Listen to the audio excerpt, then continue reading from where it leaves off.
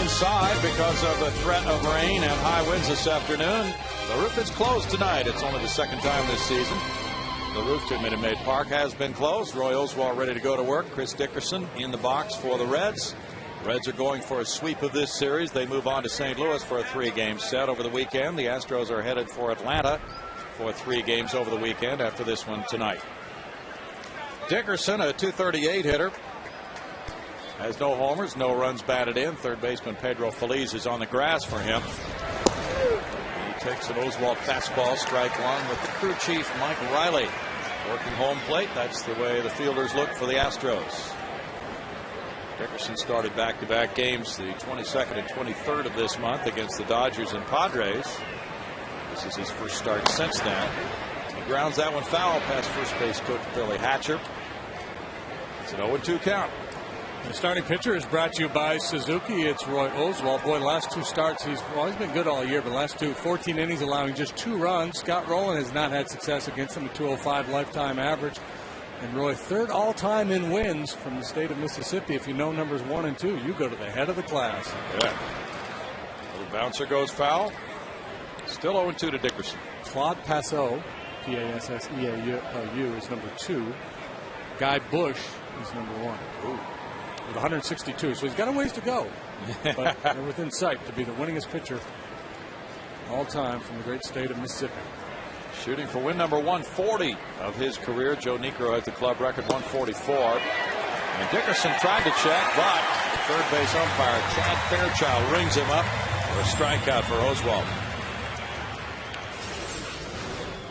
Changeup has been a very effective weapon for Roy here in the early going in 2010, and that's what he finished Dickerson off with right there. It's Dickerson followed by Brandon Phillips, Joey Votto, Scott Rowland, Jay Bruce, Orlando Cabrera, Lanyce Nix, Ryan Hannigan, and Bronson Arroyo. Reds are 7th in the league in runs scored. I was going to say the Suzuki starting pitcher, but we already did that. Okay. I just don't want to mess up the karma. Whoa! See what happened when you do the scouting report before the lineup? Yep. Strange things happen. That is not a balk. Nobody on base. He's caught that clean on the front foot. I'm sure there's about 30 guys yelling sniper from both dugouts. But JD has been studying the balk rule. He can tell you quickly that is not a balk. And he gets a strike on Phillips. Phillips is 1 for 8 in this series with a couple of walks. He's been elevated to the number 2 spot in the lineup. Dusty Baker trying to get him going. He's hitting .210 with 2 homers, 9 runs batted in, but counted upon to be a solid RBI man. Roy works off the first base side of the rubber. That hit goes to left field. And Phillips, with good career numbers, .323 lifetime against Oswalt, is aboard. Sometimes it takes a pitcher a while, even in your home ballpark, to kind of get used to the mound and settle in out there. Here's the help defensively. Outfield lead Born and Pence. Infield has Manzella and Matsui in the middle. Matsui making back-to-back starts for the first time in a while. Berkman and Feliz handle the corner. J.R. Tolles is then Roy's regular catcher this year. Now Joey Votto. He's put together a 3-game hitting streak. Fouls that one for strike 1. He too has hit well against Roy. .304 career average. .280 for this season for Votto. 3 homers. He's driven in 10. Has a couple of hits and an RBI in this series. Votto's a .310 major league hitter for his career.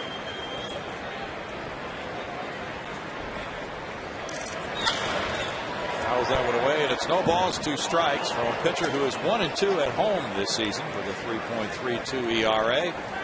91 pitches Friday gave him win number 2 of the season against the Pirates. Yeah, coming on the heels of a 7-inning shutout performance against the Cubs, the previous start. His fastball has been very crisp this year. The feel for the breaking pitch has been there, and the changeup, as I mentioned earlier, has been a very effective weapon for him. Phillips is going. Tolles with the throw. Yeah, Tolles hit his hand on Votto's bat. That should be interference. Votto just and they appeal on the swing. Now Brad Mills is coming out. They ruled no swing. This is interesting. Yeah. Yeah, that bat was just held out over the plate by Votto, and Tolles' hand hit it on the throw to second. And so would Mike Riley be arguing, well, his body wasn't in the way, and it was just a function of the check swing? It's a good thing I got that rule book. Yeah. You know, if the hitter swings and falls over home plate and impedes with the catcher, it's interference. Yes. But I don't, leaving the bat out there like that. Hit the elbow. Yeah, smart. I mean, there's no way he didn't see it, so that must be the case. Like Riley, as we mentioned last night, has been at this for about 33 years. 1 ball, 2 strikes.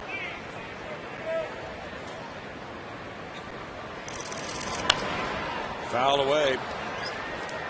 Well, the steal by Brandon Phillips, his second of the year, puts him over in scoring position, so that's a big play.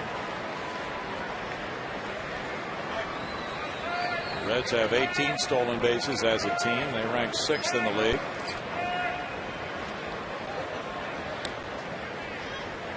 Reds were 3-3 on the homestand before this road trip began. They're 1 game under 500 at 10-11.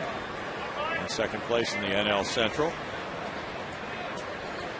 Dusty Baker in the last year of his contract to manage Cincinnati. 17th season as a manager, 1,324 wins.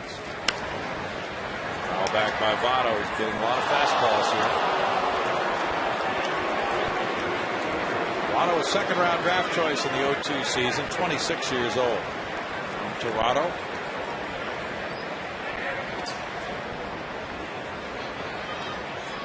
The roof is not closed because of the fly ball that was lost in right center field last night. It's because of weather conditions. Line, and Manzala makes the play to the backhand side. Slick play for out number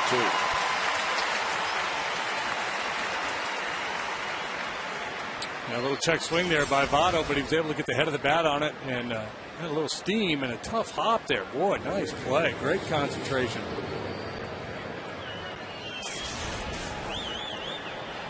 Tommy said he has a lot of scouting reports he can go over, but he really likes to check with the pitcher on where that pitcher wants him stationed.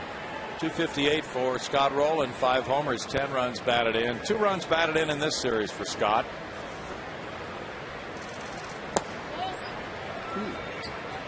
Ball's not low. Rowland drove in a pair last night. Box tracks will let us know. Hey, here we go. There you go.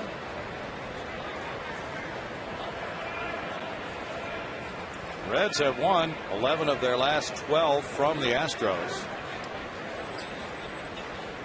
And they have reversed a trend. The Astros still lead the Reds in season series overall since the 2000 season, 94-65, their overall record.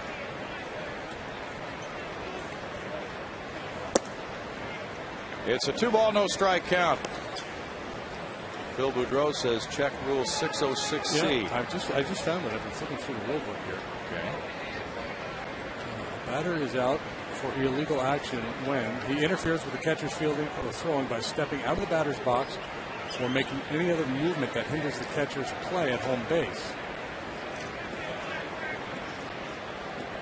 I would argue that movement hindered the catcher's play. Yeah. You would have a very cogent argument on that. He just held the bat right there. The batter interferes with the catcher. Plate umpire shall call interference. The batter is out. The ball dead. No player may advance.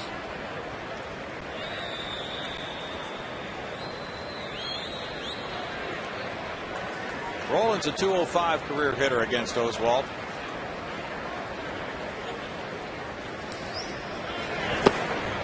There's another subparagraph C, article D. If the batter strikes at a ball and misses and swings so hard that it carries the bat all the way around, and the umpire's judgment unintentionally hits the catcher or the ball in back of him on the backswing before the catcher, that's a different thing. Right. It's not that. No. 3-0 pitch is ball 4, and Rowland takes a stroll with Jay Bruce coming up now. All right, I'm going to leave. I'm going to go downstairs and see if I can stop play here, get this straightened out.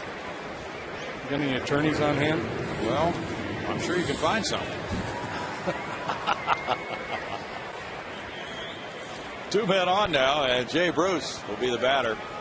Jay was signing autographs before the game today. Back in home territory from Beaumont. He had 2 hits and 2 walks in the opener to this series. 222 with 3 homers and 8 runs batted in for the season.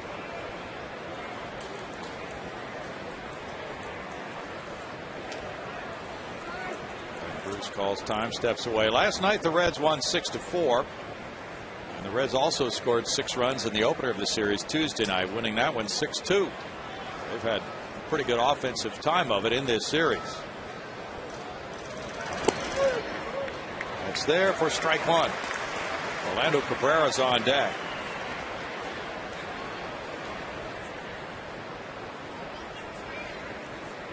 Jay Bruce is what you call country strong.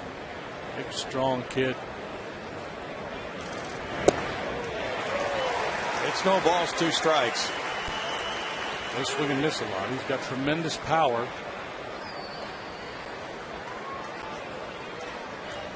He experienced an 0-for-17 slump earlier this month. Jay's just 23. Michael Bourne plays him straight away in center.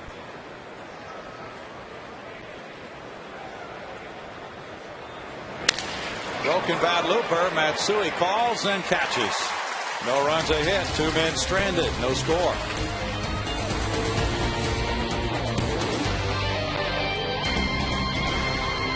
For this final game of the homestand, Michael Bourne leads off in center field. It's Kazuo Matsui at second base. Carlos Lee continues to bat third and play left field, with Lance Berkman, the cleanup man, at first base. It's Pedro Feliz on a 6-game hitting streak at third base. Hunter Pence in right field. J.R. Tolles, the catcher. Tommy Manzella at shortstop. Roy Oswalt, the Houston pitcher. Michael Bourne leads it off for the Astros. He had a rough night last night. There's ball 1 to Michael. He was 0 for 5 with 4 strikeouts and lost a fly ball on which Hunter Pence was given an error in the all-important 4th inning for the Reds last night. Hitting .318. It's 2-0 to Michael, who has a .423 on base average. He has made a lot of things happen, though, on this homestand. Outfield play, base running.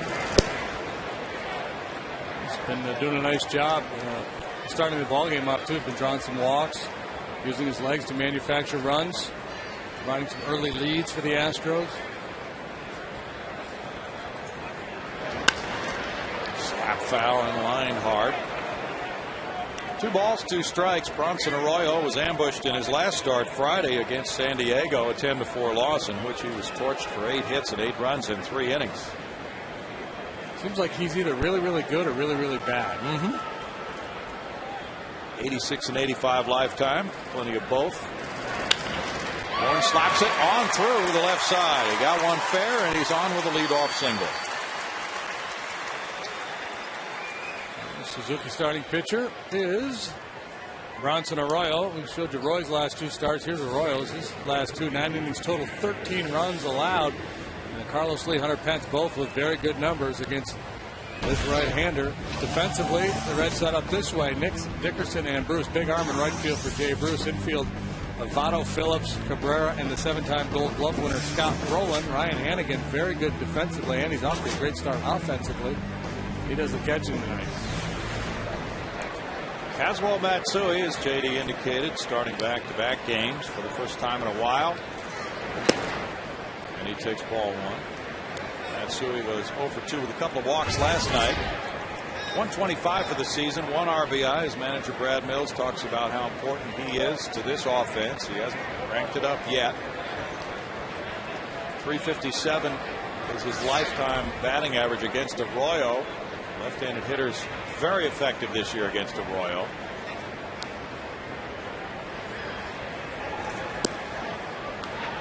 It's 2-0. Hannigan has thrown very well. He's thrown out 4 of 9 attempted base stealers this year. Michael Bourne has succeeded on 9 of 11 occasions. Arroyo is 8-6 in his career against Houston with a 4.90 earned run average. But the last 4 starts have been magnificent for him against the Astros. He's won all 4 with a very low ERA. Last year, 3-0 with an ERA of 1.96 for Arroyo against the Astros. He's a fun guy to watch pitch. He's not a hard thrower, so he has to change speeds. Sort of big slow hook, straight change, drop the arm down, throw a little sidearm from time to time. The big high leg kick. With the man on, he's not using it. Pretty quick to home plate, tough to get a jump on him. 3-1. Arroyo led his club in many pitching departments last year. In wins he had 15. In innings he had 220. He wound up with a 3.84 ERA.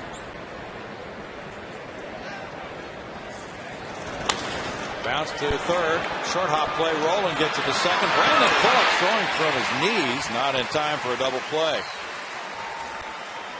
And Michael Bourne is forced from 5 to 4. What happened to Phillips? I think he just lost his footing. We'll have to see this. Looking at his spikes now. Boy, nice pick by Roland, and then a good feed to Phillips.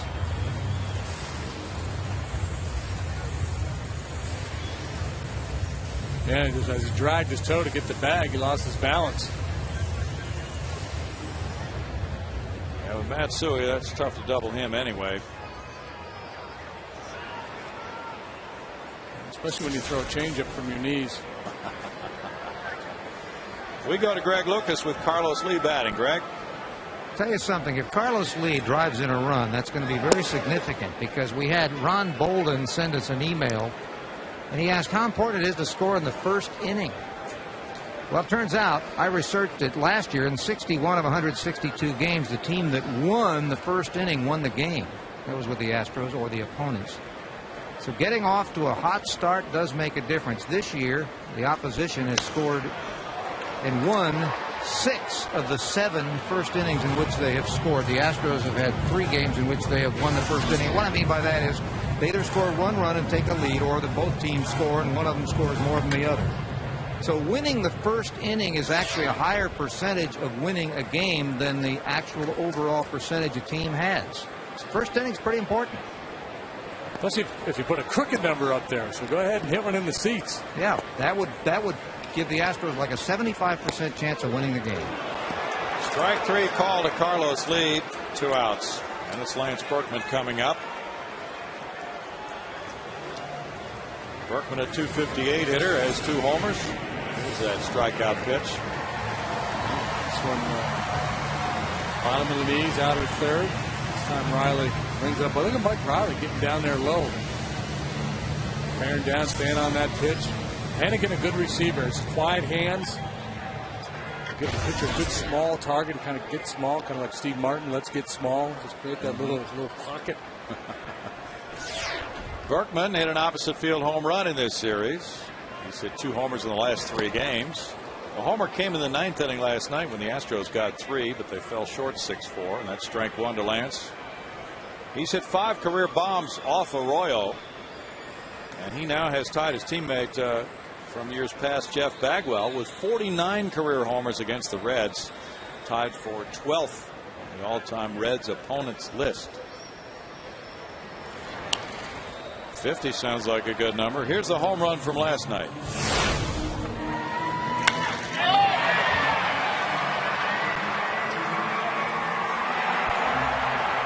Too hot to handle. Landry's Crawford boxes. That came off Nick Massett.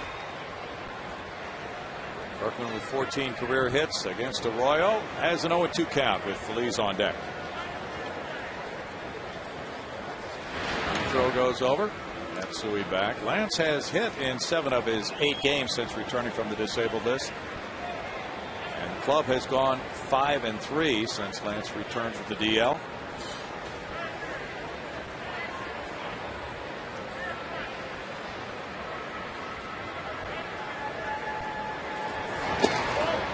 Cuts it inside, and Arroyo misses for a 1-2 count. Arroyo, 2 different pitchers last year. First half, he had an ERA of 5.38. He managed to have a winning record before the break. He was 9-8, but really pitched well after the All-Star game, going 6-5 with a 2.24 earned run average.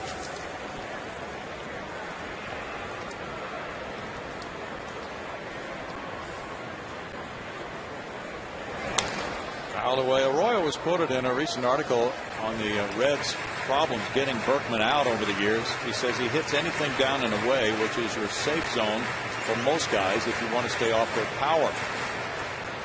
He says he hits that ball the opposite way with so much juice, he's impossible to pitch to sometimes.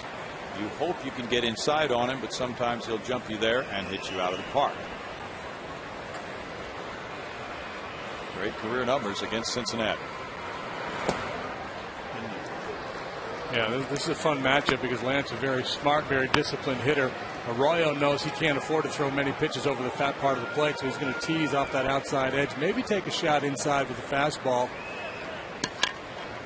But especially in this ballpark, I think you're asking for trouble. If you throw Lance a little runner middle away, moving away from him, you're asking for trouble. Upstairs for ball 3. Now it's a full count, and Matsui gets to run at first. Past 9 seasons, there's been 2 major league hitters each and every year with an on-base percentage greater than 385, a slugging average greater than 500. Albert Pujols and that man right there, the big Puma. Good stat. Fans ready for some action on a 3-2 running pitch. Matsui takes off. Berkman rips one foul.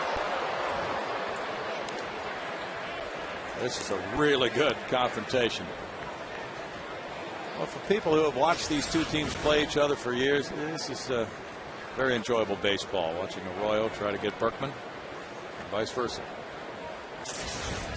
Yeah, because you hear that phrase thrown around a lot, cat and mouse game. And in this instance, it really is. Arroyo's not really a power guy. You can't overpower him. He's got to try to outsmart him. And he walked him on a breaking pitch. A lot of hitters would have swung at that. Berkman takes his 3rd walk of the year, and now with 2 men on, it's Pedro Feliz.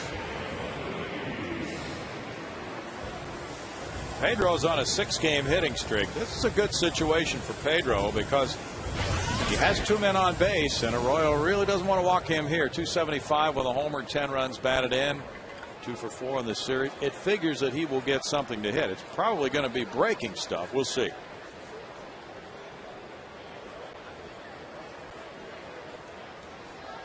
Hunter Pence on deck.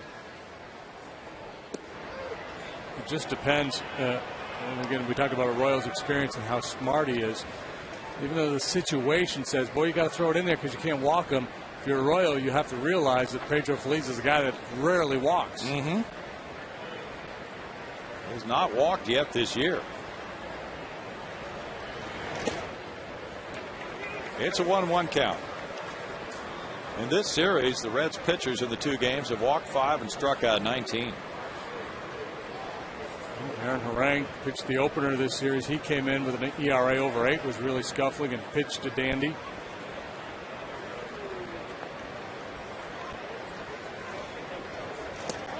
And the rookie, Mike Leake, very impressive last night. Our first look at him. Feliz leads the Astros in runs batted in and in total bases. Arroyo, 33 years old from Key West, Florida. 2-2. Location there, not really what you want from a breaking pitch, but he takes so much off the pitch. He's trying to go down and away, and he doesn't really make a good pitch. And he takes so much off of it. He's got Pedro way out in front. It worked.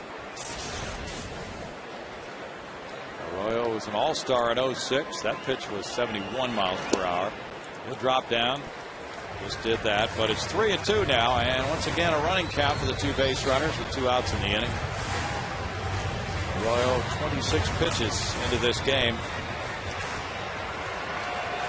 He went through his last 12 starts last year with at least 7 innings and no more than 3 earned runs in each of those 12. That is one heck of a way to wrap up a season, and he walked only 65 in 220 innings last year.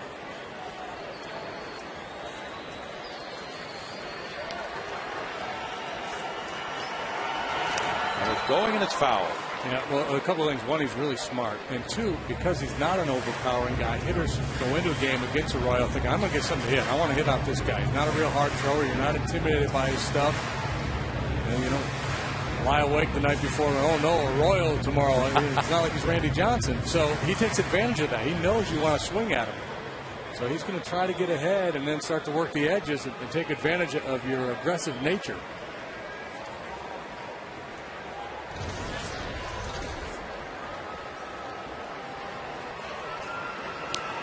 Once again, the 3-2 on its way to Feliz from Arroyo.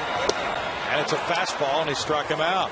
With no runs a hit, a couple of men left. He gets a second strikeout to end the first inning with no score.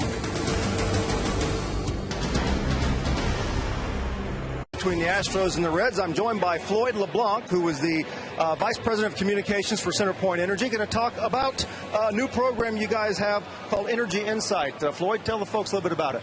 Energy Insight is a set of digital technologies that will change the way consumers use and buy electricity. It will also change the way we manage the electric grid. We're really excited about it.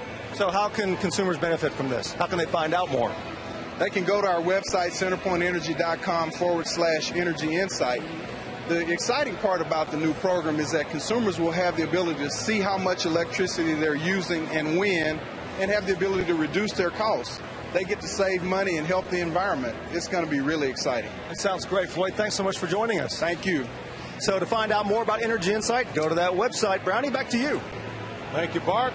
No score after one. We've had a lot of things developing in this first inning, and now a different little twist as we have some work being done on the first base bag. Apparently it's not anchored properly. I think Willie Berry's just planting a little okra out there.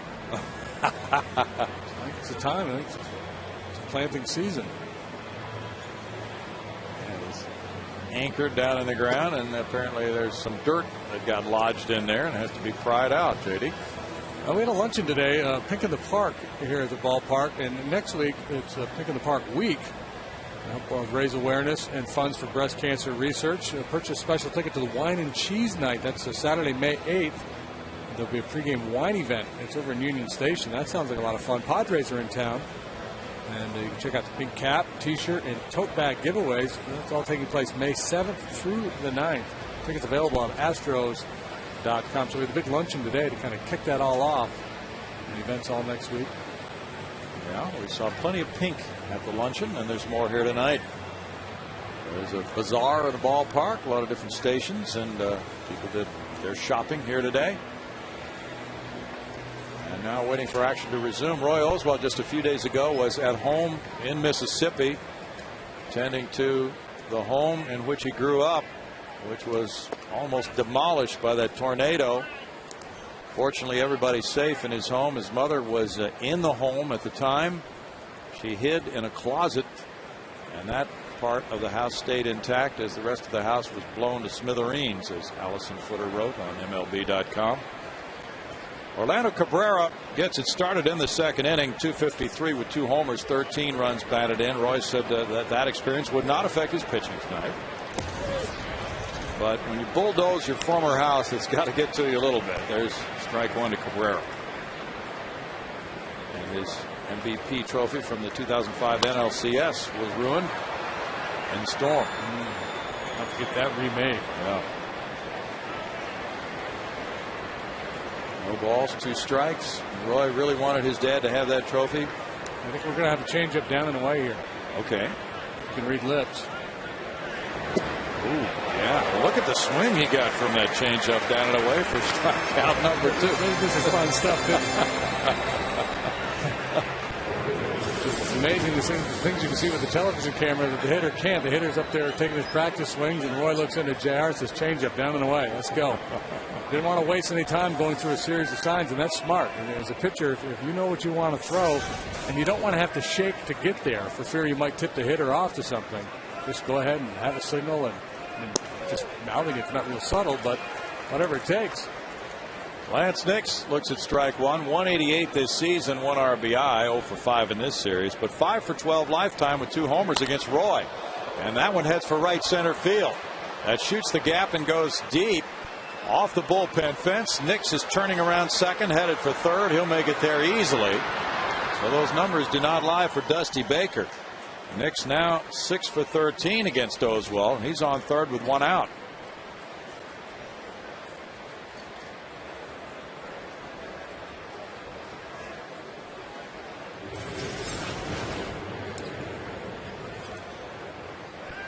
I think they were trying to throw him maybe a backdoor slider. Maybe they're trying to come in with one, but he left it out in the outer part of the plate. Takes a bad bounce here as it kicks away from Hunter. And that may have been the difference between double and a triple for Nix. The infielders move in with Ryan Hannigan, the batter.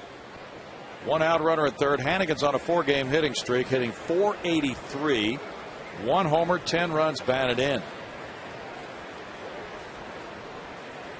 He's 8 for his last 11. Ball one almost eluded J.R. Tolles down low. Yeah, infield in here with the pitcher on deck. I would assume that Nix is going on contact. This is a time where the Reds you're willing to gamble here and maybe get somebody thrown out of home trying to score because you got the pitcher on deck. Hannigan picked up his second 3 RBI game of the season Tuesday night. Looking at the signs from Mark Berry. Last year, Ryan Hannigan drove in 11 runs at 251 at bats. He already has 10.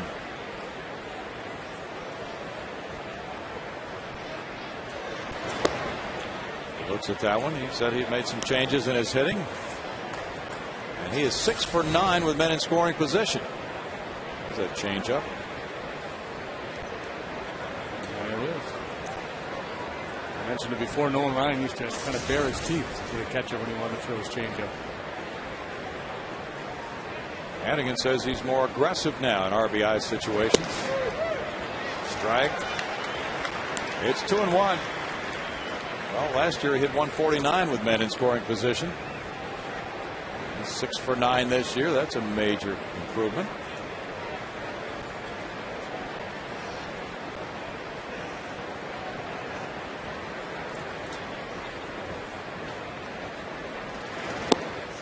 Off the plate for ball 3. 3-1 with Arroyo on deck.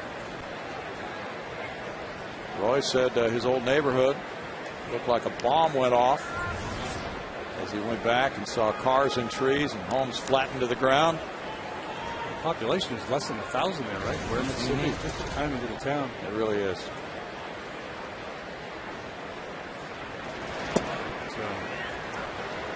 It's Choctaw County where the ode to Billy Joe McAllister jumped off the Tallahatchie Bridge. That's right. I wonder if the Tallahatchie Bridge got damaged. We haven't heard about that. Now, first and third, 1 out. Arroyo has a 111 average. He has 1 RBI. And Dickerson is on deck. See how the Reds play with Arroyo. A sacrifice situation here, but Arroyo's a guy who handles the bat okay, so he may be tempted to pull back and try to slash one. So he can't come too hard defensively. Pops up the bunt off the screen. Arroyo does not have a sacrifice yet this year. He has 42 in his career. Also 4 homers, 16 runs batted in. Mark Berry with the signs. These two pitchers have not faced each other in a major league game until tonight. Kind of crazy. This is Arroyo's 5th year with the Reds. 1-1.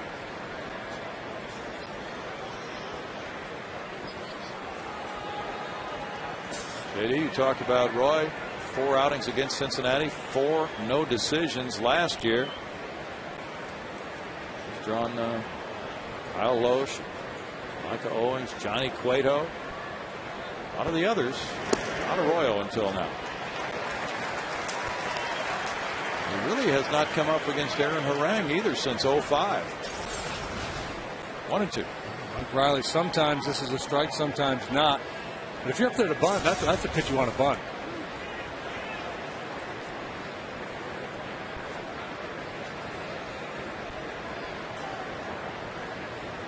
Feliz moving in from third. Arroyo swinging and swings and misses. And that's out number 2, strikeout number 3. Roy needs 3 more strikeouts to get to 1,500 for his career.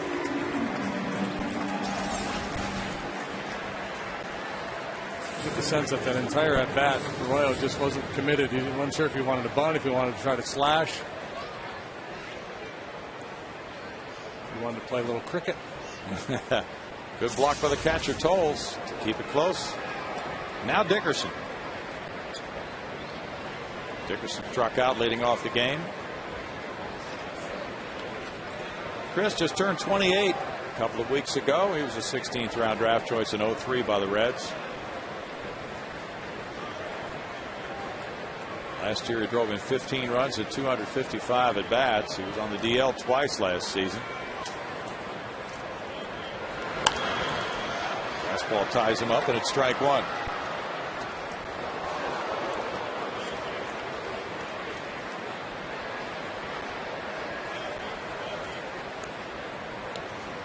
Astros starting pitchers have a 5-10 record, a 4.03 ERA. Doing pretty well as a group, but just not getting rewarded with the wins for their work. And they've put together 9 quality starts so far in the first 20 games.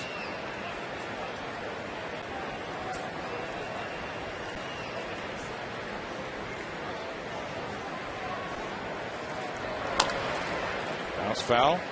No balls, 2 strikes. Wandy Rodriguez was supposed to start tomorrow in Atlanta. He's suffering with some back spasms. So Brett Myers is going to take the start tomorrow night. Wandy hopefully will be able to go on Saturday. I'm not sure what the plan B is if Wandy can't take the ball on Saturday. We haven't heard about that.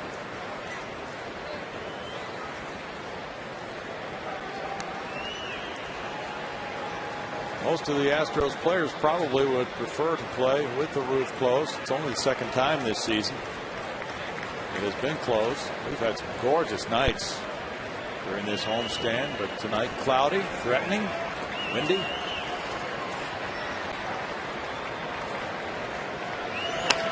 And foul away. And that twilight was the real bugaboo last night for Michael Bourne and Hunter Pence. Tonight's Jack in the Box standing shows you the National League teams that have allowed the fewest home runs this season. Houston has allowed 13. St. Louis is the stingiest with 9, and New York has allowed 12 in that big ballpark, Citi Field and road environments.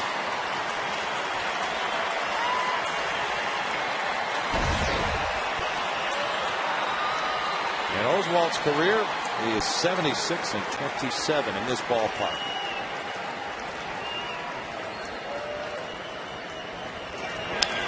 Foul away. Good battle here for Dickerson. So it looks like he may be hurting a little bit. The way he reacted after that swing. Taking some extra time here to walk around.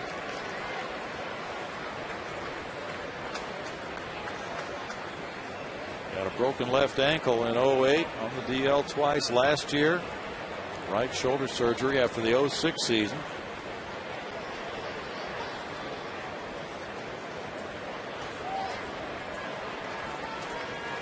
Reds were 5-2 last year in this ballpark. They'll be here 2 more times. Astros have a total of 2 trips to Cincinnati this year. They're shaking off tolls there a couple of times. They can't get together on the pitch here on 0-2. Took that shot with a high fastball last time. A lot of different ways they can go here. And go back up and in with a heater. And that soft curve is a strikeout pitch for him. You know, one thing you don't see very much, if ever, from pitchers anymore is adding and subtracting to get to a sign. True.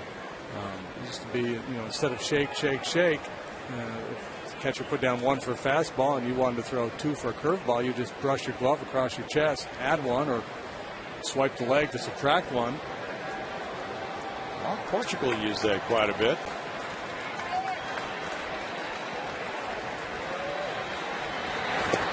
Swing and a miss, and Oswalt strikes out the side in the 2nd inning.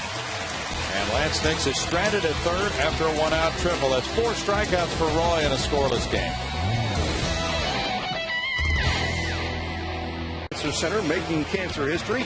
5 years ago today, 2 National League 300-game winners faced one another for the first time in 113 years as Greg Maddux of the Cubs beat Roger Clemens and the Astros 3-2. That's one of those games where everybody saves their ticket stub, guys. Thank you, Bart. There's strike 1 to Hunter Pence. We have a new center fielder, Drew Stubbs. JD, always astute, was noticing that something was not quite right with Chris Dickerson. He left the game after striking out. Yeah, he just had a funny look about him after that swing. I'm guessing something with the wrist or the hand. Stubbs in center, and Hunter Pence takes for a 1-1 count.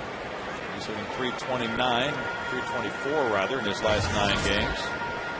213 for the season for Hunter.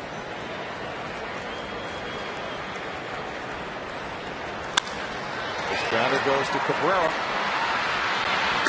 And out for Arroyo. Arroyo is one of those guys, very interesting to watch. Because of his assortment of pitches, arm angles. There's Dickerson. Yeah, he grabbed at it there. That foul ball. Something with that right arm. Yeah. Arroyo's one of my favorite guys in the league to watch pitch. J.R. Tolles will try him next. Big high leg kick. Stiff legged. Kind of like Lindy McDaniel. Oh, wow. Going way back there. Lindy McDaniel. You remember him? Well, if I got the right guy, I do. Okay. One of your kids and you mimic people. For some reason, Lindy McDaniel and the big high, straight, stiff leg is kind of what I recall. Guy with the Cardinals? I remember with the Yankees. Okay. I think he might have been with them later on. 1 ball, 1 strike.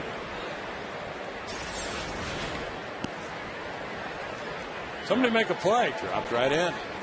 Look at that. Look at his buddy is more excited than he is. His brother, whoever that little guy is. That's good stuff. He can go home now. 1-2 to J.R. Tolles. 229 for J.R. with 7 runs batted in. He was a pinch hitter last night. Each of his last 2 starts, he has a hit and an RBI. He's caught all of Roy Oswalt's starts. Arroyo spins one up and gets a strikeout. That's number 3 for him.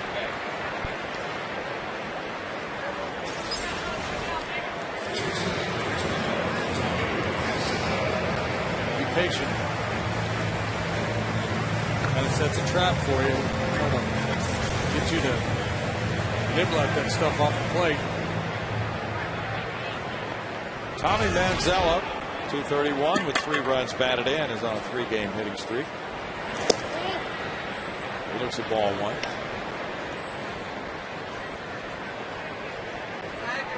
Roy Oswalt's on deck.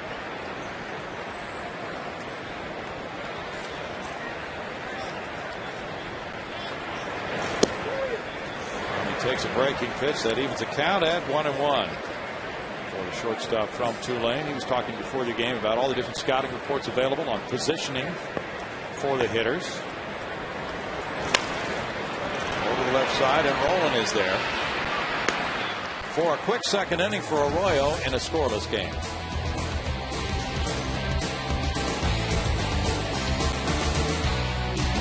Four hitters for Dusty Baker's Reds. Phillips, Votto, and Roland come up.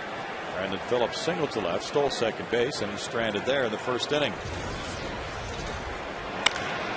And he cracks a fastball on a line, caught by Carlos Lee. One pitch, one out in the third. Scalded by Phillips. Yeah, it hit so hard he was only about 3 steps down the line when it was caught. Really blistered. On Wednesday, May 5th, the Astros are celebrating Cinco de Mayo with a street festival. It's presented by Budweiser. It takes place from 5 till 7. And a special ticket offer will get you into the game and the festival and a free Los Astros t-shirt. Buy yours today at astros.com/heritage. Mustache, you're on your own. That's not part of the package. No. Joey Votto fouls it. He grounded out to Tommy Manziel, first time up. Now the target moves in. Gexa will show you the location of those first 2 pitches, working out and in. Gexa Energy brings us Fox Tracker each and every night. Roy Oswalt 23-1 against the Reds in his career. Highest career winning percentage against them in history for 20 decisions or more. Bob Welch is second with a .696 winning percentage. Roy's winning percentage against them .958. Votto was a good hitter, but that was an ugly hack there. Yes, it was. A couple of them already tonight. In the dirt for ball 1. Oswalt has won 8 straight decisions against the Reds. Cincinnati has won 11 of its last 12 from Houston. So we've got a couple of streaks going in different directions tonight.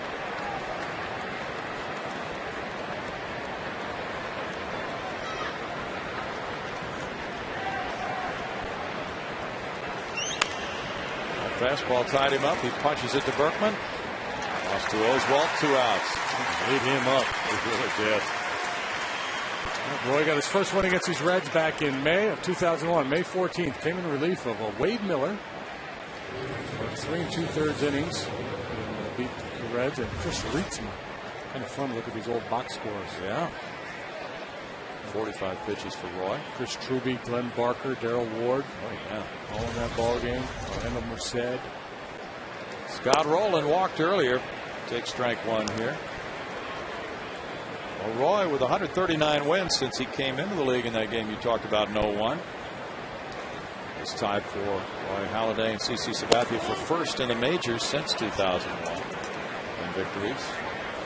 1 ball, 1 strike.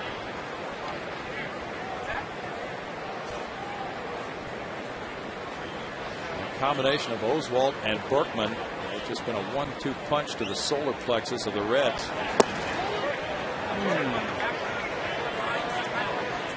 2-1.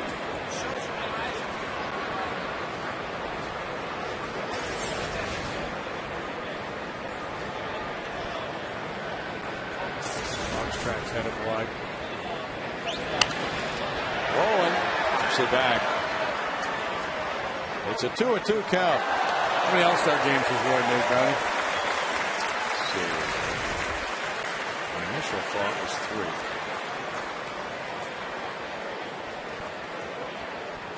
Yeah. 05, 06, 07. 3 of them. Okay. Just thinking Roy and Lance both a little underappreciated. Oh, yeah. Manzella comes in. Good play to get him. Everything had to be just perfect on the transfer, and Manzella threw out Rowland. They love it there. It's 0-0.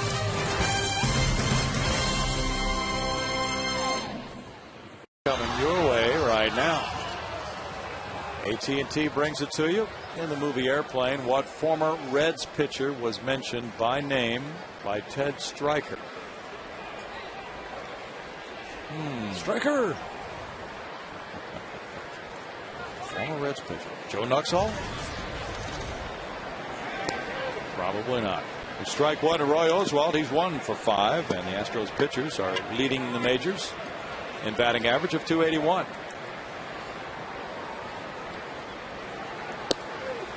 Arroyo throws one in and quickly moves out in front of the count. 0-2. He's thrown 5 of 9 first pitch strikes so far.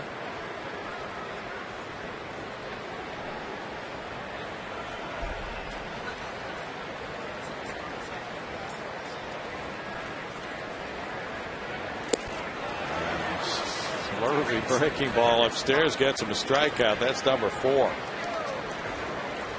Frisbee pitch. Drop down, roundhouse curveball. I knew he was out. He starts to walk. Looks like this perfect. Michael Bourne single between third and short. As the only Astro hit, Lance Berkman with a walk is the only other Houston base runner. This one in the air through Stubbs back into left center. 2 outs for Arroyo. What Reds pitcher was referred to in that movie Airplane? AT&T trivia will give us the answer now. It's pretty fancy there. Loading Pedro Borbon. And he was being pinch hit for by Manny Mota. And of course, Borbon and Mota never played together, but it's the movies.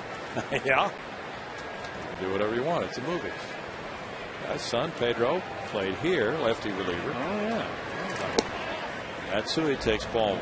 You know, Kareem Abdul-Jabbar was in that movie. Okay, that's right. That role of the co-pilot was originally offered to Pete Rose. Was it? Yep. But they filmed during the baseball season. Okay. Charlie Elson's not going to take time off in baseball season. No. 2-0. Matsui wearing that padding. Right knee, which was bruised by the foul ball several days ago. An ugly bruise on that knee. It's 3-0. Carlos Lee on deck.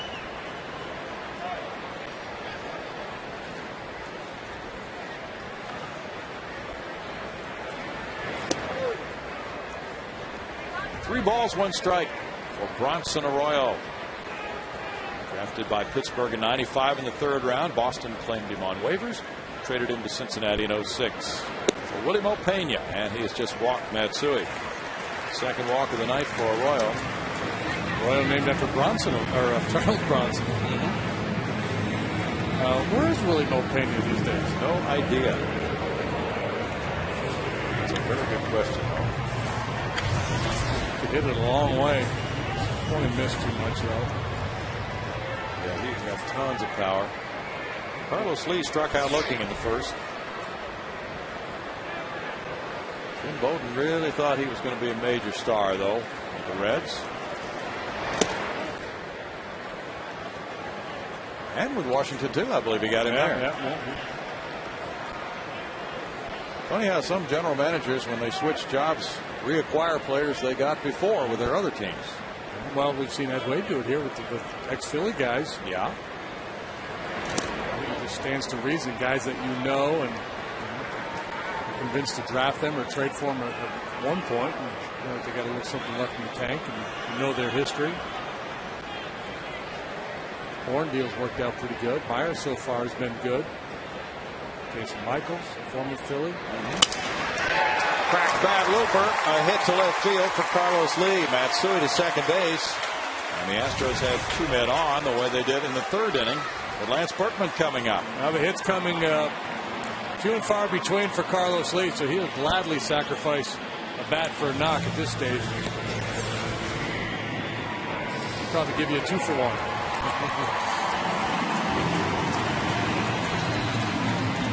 Berkman, who walked in the first inning, now gets a shot with Matsui at second, Lee at first. Lance did a great job today with his part in the luncheon. Lincoln Park luncheon. Interviewing Brad and Rhonda Mills and the Sampson family. Provoked some laughs. Got some good lines out of him. He was really into his element today. He was like, I don't know if you remember the episode of Seinfeld where Kramer got the set from the Merv Griffin show and had his own talk show. That's what Lance had going on.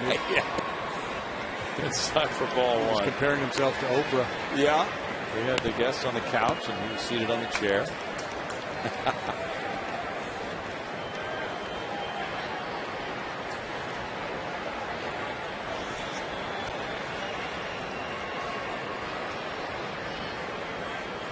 It's a new timing device for Lance with that bat on the ground. I don't think it's new. Line to second, and it's out number 3. No runs a hit, 2 men stranded. No score after 3.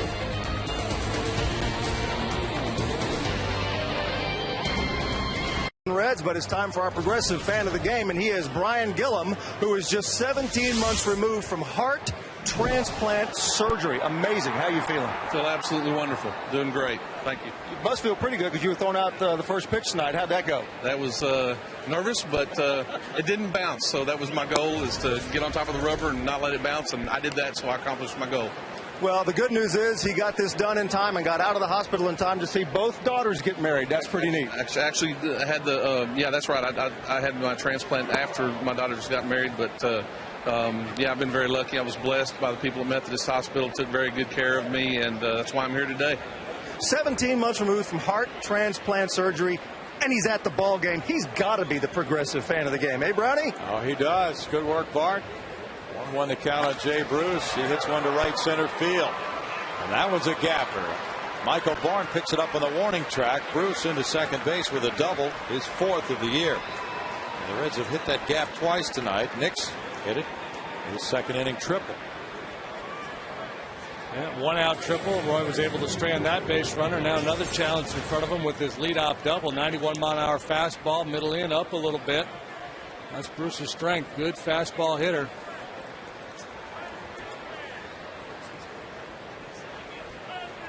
Doesn't mean you can't throw him a fastball yet. You can't just throw one breaking pitch after another. The hitter's going to adjust to that as well. Lowell Matheny over in the Astros radio booth had heart surgery himself last year. Cabrera struck out in the second inning. He rolls that one off his foot for strike 1. What we call Lowell now, Quincy Matthews. Quincy for the quintuple bypass. And Matthews because he toured the Anheuser-Busch Brewery in St. Louis, and they gave him a diploma with the last name Matthews instead of Matheny on it. It's close. Yeah.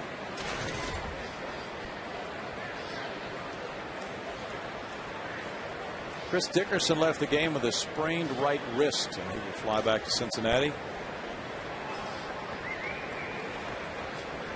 No balls and a strike to Cabrera.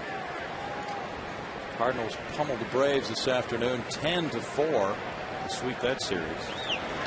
Kid Freese drove in 6. I believe first major league home run for him today as well. Cardinals have won 5 in a row now, and the Astros will go to Atlanta facing a team that is really scuffling. It's their 9th consecutive loss. Bobby Cox's final year as manager of the Bravos. He won't panic. Jason Hayward hit his 5th home run for Bobby Cox today. This is a lot of fun. This has been a theme here in the early going for Oswalt this year. That changeup, not just to left-handed hitters, but to righties. The kid with the new toy. He's getting terrific results with it. So he's played with that toy a lot. Well, and boy, you've seen it over the years with a lot of the great pitchers willing to make adjustments, try to find a new pitch, make some changes. After you've been in the league for a while, the hitters get a book on you. It's nice to be able to break out plan B. Cubs hitters were talking about that weapon after Roy pitched well against them. Nolan Ryan, he went to the changeup a lot more later in his career. Roy's been to the mound 4 times this year, and all 4 of those starts have been quality starts. He's given up 3 earned runs once, 2 earned runs twice, no earned runs in 7 innings the other start. He's made 30 starts in his career against the Reds. In 20 of those 30 starts, he's allowed 2 earned runs or less. That helps explain that 23-1.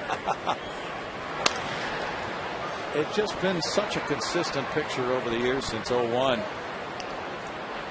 Well, that's what I was talking about last inning, and then the inning ran out. We were talking about Roy and Lance with the numbers they put up over the years. And I think what's hurt Roy is he's had a lot of big second halves. So if they named it end of the year All-Star team, he may have made 7 or 8 of them. But I think if these guys were playing in New York or Chicago or Los Angeles, you could probably tack on at least a couple more All-Star game appearances for each of them. 3 for Roy, 5 for Lance, and the Reds will attest.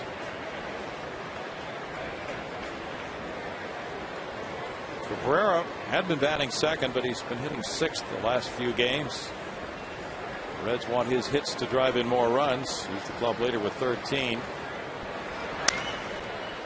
Fouls that one away. The Reds doing a pretty good job here, staying in counts after falling behind, making Roy work. He's up to 59 pitches.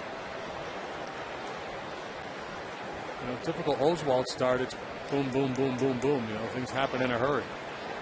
You either get him or he gets you, and usually it's Roy getting the hitter.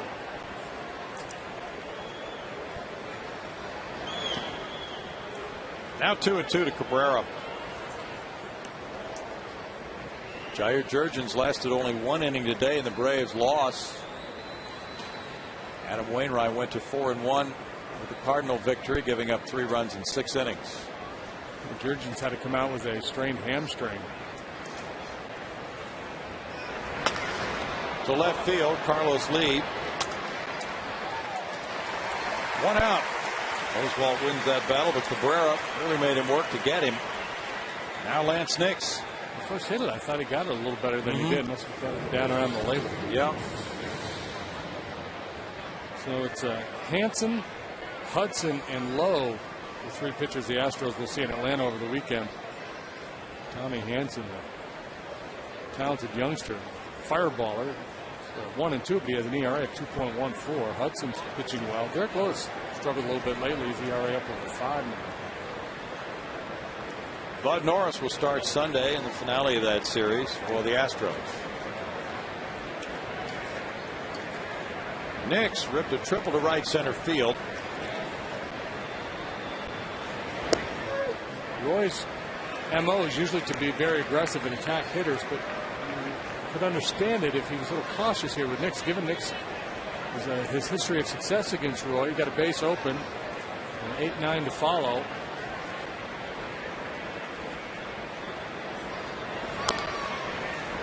Snap foul. Both these managers obviously went searching for some left-handed hitters for their lineups tonight with the statistical breakdowns. Left-handed hitters for Brad Mills' club in that lineup with the switch hitter Matsui following Bourne and switch hitter Berkman in there. Oswalt has allowed a .245 average to lefty hitters, 186 to right-handed batters. Arroyo has allowed lefties to hit 112 points higher than right-handers, so both managers have followed that pattern. But now Dickerson, the leadoff left-handed hitter, is out of the game.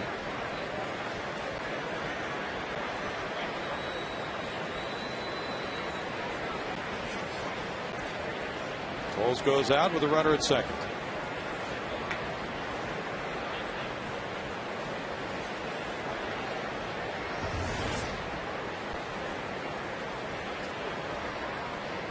Yankees are shutting out Baltimore in Baltimore 3-0 behind A.J. Burnett there in the bottom of the 7th inning.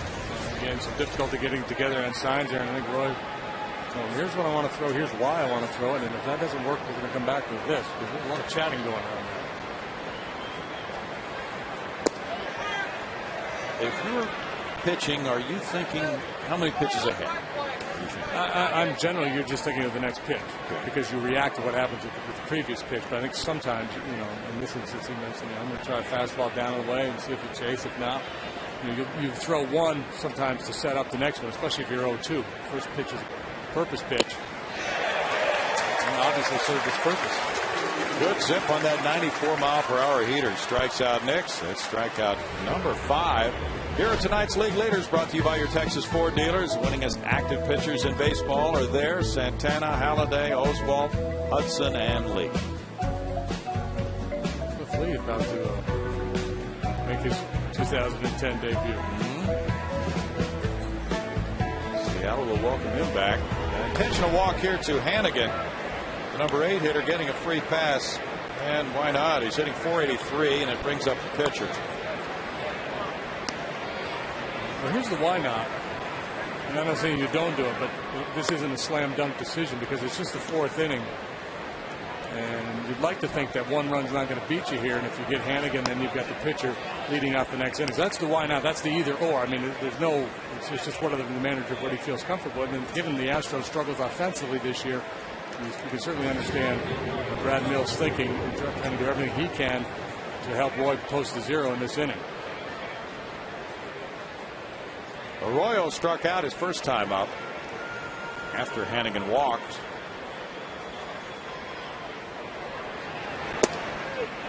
Strike to Arroyo.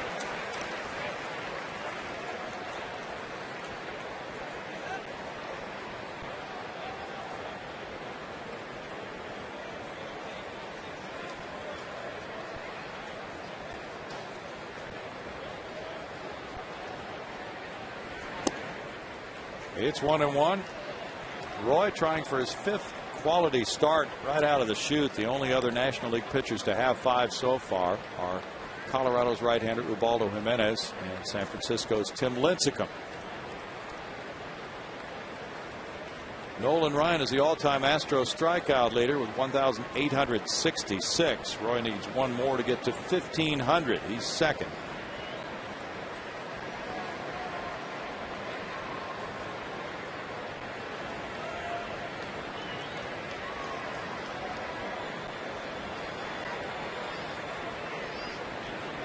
Toronto leads Oakland 6-3. Bottom of the 7th in Toronto.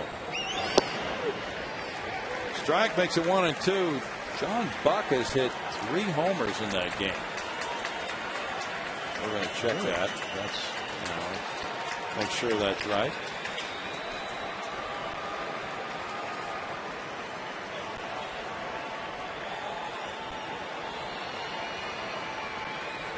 Yeah, he's driven in 5 runs.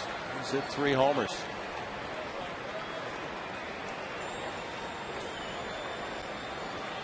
Well, Brad Myers got the ball from career strikeout number 1,000 recently. We did get that ball. That's good. At least I think he did. Maybe we need to revisit that and ask him. But anyway, he notched his 1,000th strikeout. And now Roy could have number 1,500 ready very quickly for his trophy case.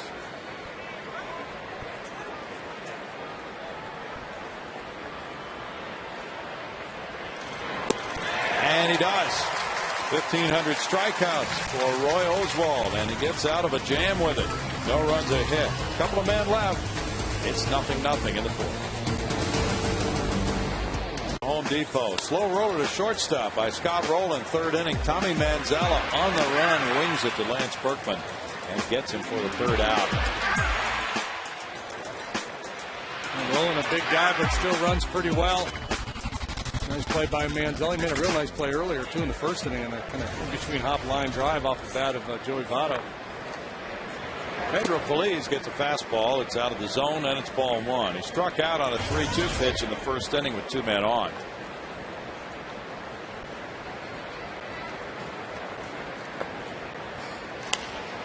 This one's in the air to left. Toward the line. Lance Nix coming over. 1 out for Arroyo. Hunter Pence grounded to shortstop first time up. Tampa Bay is whacking Kansas City 10-1 in the 6th inning. Powerful Rays are 16-5. See where Bill Belichick sent Joe Madden a hoodie? No. Patriots hoodie, yeah. That's because that flap stuff. earlier about the MLB told Madden he couldn't wear his hoodie in the dugout, and then they rescinded and they let him. So Belichick sent him a Patriots hoodie. Nice. With his initial JM on it. Joe's going to return the favor and send Belichick a Rays hoodie. Strike to Hunter Pence.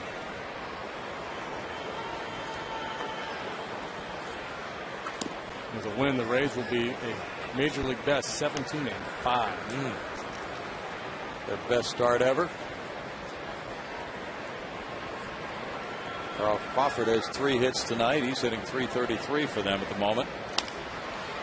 Reaching, Hunter hits a fly ball off the end of the bat. Lance Nix in left center takes care of out number 2. And Arroyo can do exactly this. He can disrupt the hitter's timing. They'll give you that comfortable offer that the hitters talk about. Not going to really blow you away, but it'll just get you out on that front foot, pop you up, roll over on a little sinker. You get the sense, too, that he could do this for a good long while. Got a good athletic body. Have a low stress delivery. That's the one thing about if you spend your whole career as a soft tosser, you don't really have to make that adjustment. Some power pitchers, when they lose their fastball, have a hard time surviving. Well, this guy's never had a plus fastball. Livan Hernandez, look what he's doing this year. Yeah, he's been unbelievable. He really has been. 59 pitches into the game. Arroyo's in a 0-0 game. The 1-1 count on Toles. 2 outs in the fourth. And the slower curve makes it 1-2. Those are his numbers tonight. He has completed 2 of his last 4 starts against the Astros.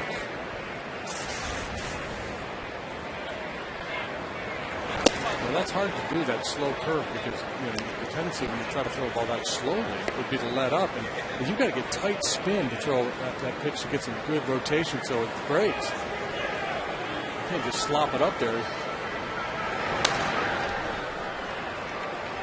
Is he the type of pitcher who sets up his fastball with the breaking stuff? Absolutely, yeah. I think you go to a game against Arroyo thinking about all the different off-speed stuff, and then once you face him a couple times, you watch your teammates face him, you realize he's throwing a lot of that off-speed stuff, and you have to respect that.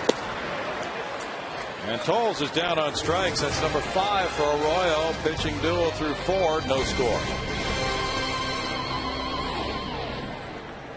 By your Texas Ford dealers and the 2010 F-150.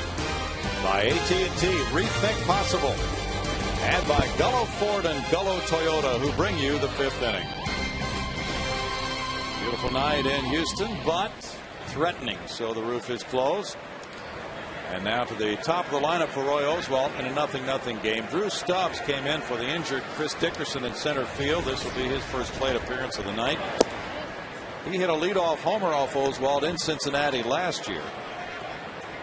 Ball 1 to Stubbs. 172 hitter, 1 homer. It was a grand slam. 7 driven in. Ground ball past a diving Manzella, and Stubbs comes off the bench and delivers a hit for the Reds. That's number 4.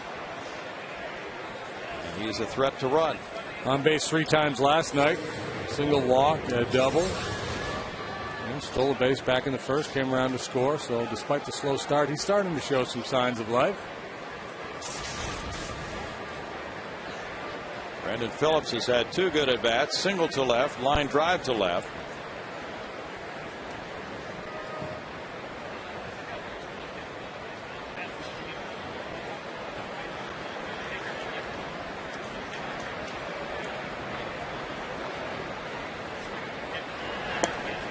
Phillips takes ball 1.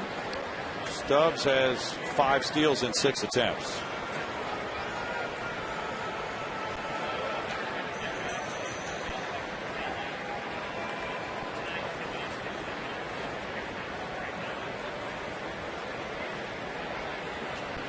The throw goes over.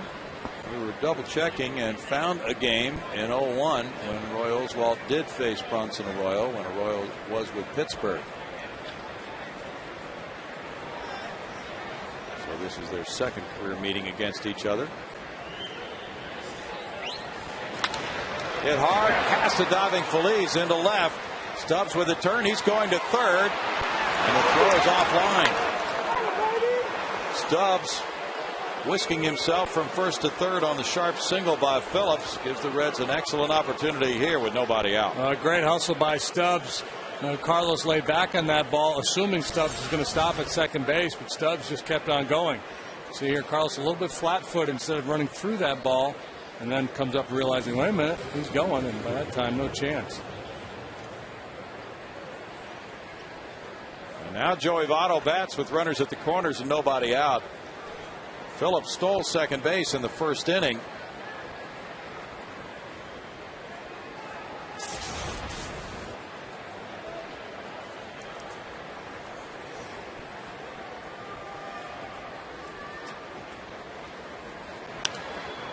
Fouls back to fastball, strike 1.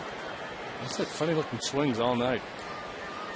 He continues to attack him with that inside fastball. See if he changes his approach at the plate and tries to turn on one.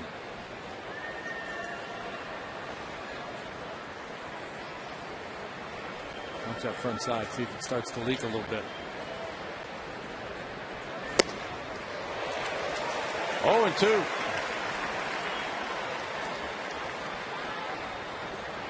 The feeling like Roy's in his head a little bit.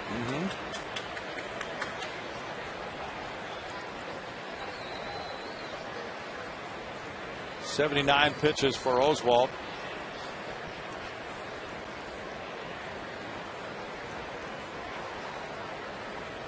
Roy's due up second in the bottom of the 5th inning. Fouled away, still no balls, 2 strikes. Let's take a look at Roy's pitching. It's a very explosive delivery. He gets great extension. Watch how long his stride is. He had that low back problem last year, and that really hurt his leverage. Now, healthier, he feels like he's getting that leverage he needs when he plants on that front side.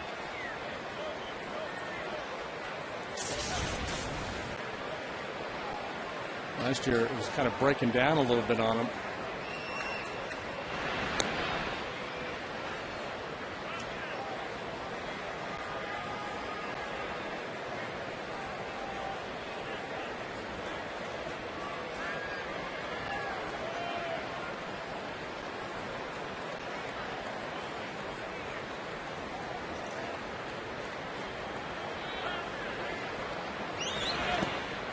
Votto takes, and it's ball 1.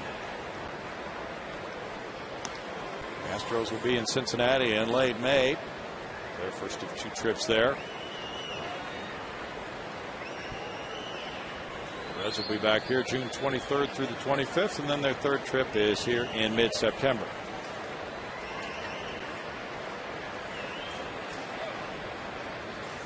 Phillips with a very modest lead down there at first base.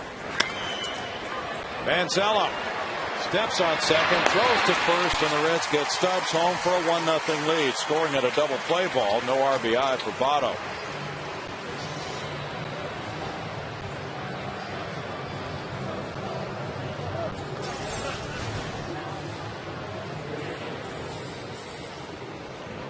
Manzella, you talked earlier about the scouting reports.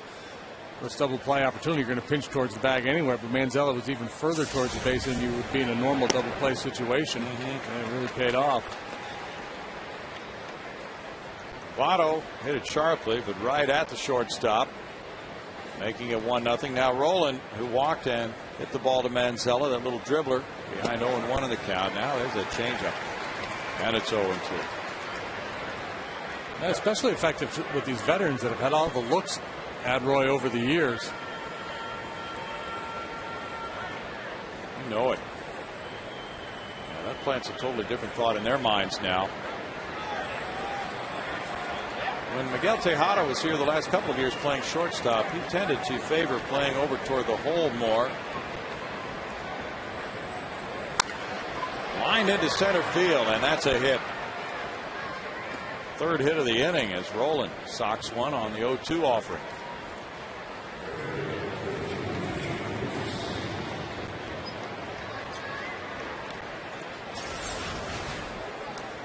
Noah came back with a changeup, and Roland went down and got it.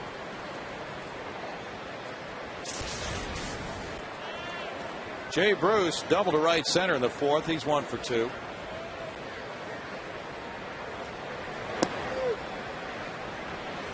There's ball one. Strike one, rather. And Pedro Feliz, too, a different part of the dynamic on the left side of the infield this year for the Astros. He has good range to his left. 1 ball and 1 strike. That's the way they stack up right now for this left-handed hitter.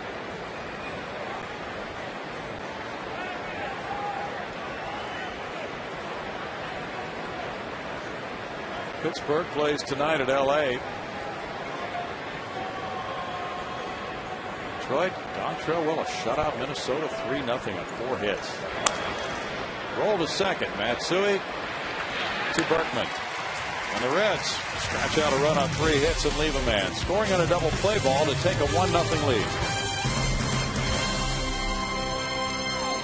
Manzella leading it off. Pitcher Roy Oswalt on deck against Bronson Arroyo. And Tommy showing Bud takes the big hook for strike one. Gives you an idea how slow that curveball is. He showed Bud, pulled it back, reconsidered, thought about bunting it again, all in the same pitch. That one comes in for a strike, and it's 0-2 very quickly. Arroyo has doled out just 2 singles through the first 4 innings. Let's see if he comes with a fastball now. Nope. He gets strikeout number 6. Just a beautiful job of mixing pitches, though. We join Bart Ennis. Bart. Yeah, Bill, want to let the fans know that with the You Pick 'em 6-game flex plan, you pick the 6 home games you want to attend and the seat locations.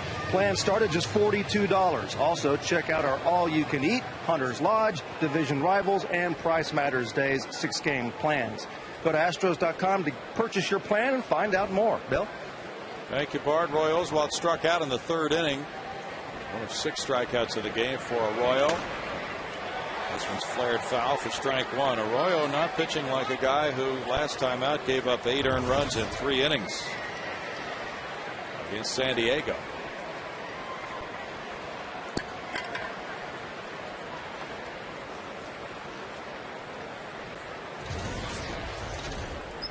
Pitching more like a guy who has a 1.69 ERA in his last 4 starts against Houston. Pop towards short. Cabrera. 2 outs. And it looks like it could be an easy inning, but Michael Bourne will come up and try to disrupt that Arroyo plan here in the 5th. He's 1 for 2. We talked about Arroyo first half, second half last year, and I can't remember. I think it was last year we had that run of 3 or 4 starts where he absolutely got clobbered. And then from there turned it around and really pitched well. And that's, I think Dusty Baker knows he's got a guy out there who's not going to panic if he gets knocked around a little bit. And sometimes those guys you leave out there and they end up giving up a bunch of earned runs. You want to give them a chance to compete and get back in the game, and you feel comfortable that it's not going to adversely affect their psyche. They're going to go into a deep funk on you and struggle for a month and a half. 1-1. That streak he put together of at least 7 innings, no more than 3 earned runs, 12 starts in a row, longest by a Red in a modern era. Last year, a little tap goes to second. Phillips backing up. Makes it an easy 1-2-3 inning. That's 7 straight outs for Arroyo and a 1-0 lead for the Reds through 5. Showing you Bronson Arroyo and a foul ball at the bat of J.R. Tolles, and a well-prepared young fan with the glove on makes the catch. The Coors Light Freeze Can brought to you by the Frost Brewed Coors Light. Big moment for him. 1-0 lead for the Reds. They bat in the 6th inning with Cabrera leading it off. Cabrera takes, and it's ball 1 to him. Oswalt fastball going up at 94 miles per hour on the board here in the ballpark. That's line to center field. Bourne with a jump gets there. Hard hit out, number 1.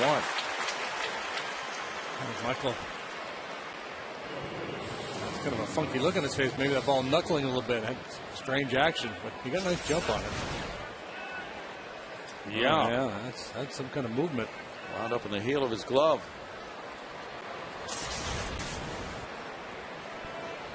Lanyce Nix triple to right center, and he struck out.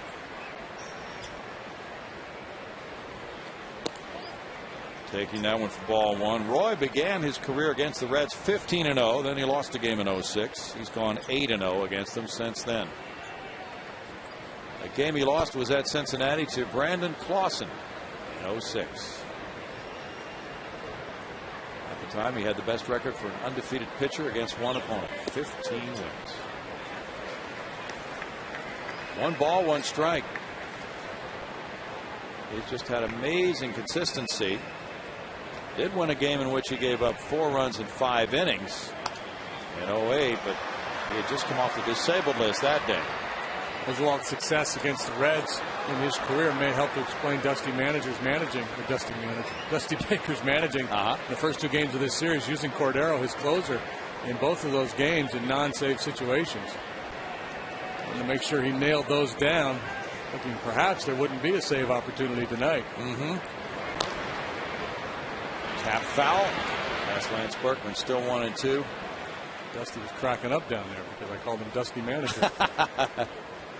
Well, he'd like to be Dusty Manager for more years to come, but this is the final year on his contract. So far, no extension. There was a rumor that he had asked Reds management for an extension. That was denied. Lined over shortstop into left center field. Michael Bourne gets in front of it. And that's a single for Nix. A good call for Dusty Baker. He's 2 for 3 tonight. Yeah, we were chatting with Art Howe the other night about a manager when he makes up his lineup card and the things he considers. And of course, you look at the matchups, hitter versus pitcher. And talking about, well, 15, 20 at-bats gives you a pretty good idea. Nix only had 12 at-bats against Roy, but 5 out of 12 with a couple of home runs coming in. That was enough for Dusty, and it's proved to be a good move. Ryan Hannigan in the hole at shortstop. Manzella, slick play to second. Matsui to first. Beautiful double play. To the backhand side, and then he whipped an amazingly accurate throw for the turn by Matsui. He's putting on a clinic tonight, Tommy Manzella. 1-0 Cincinnati.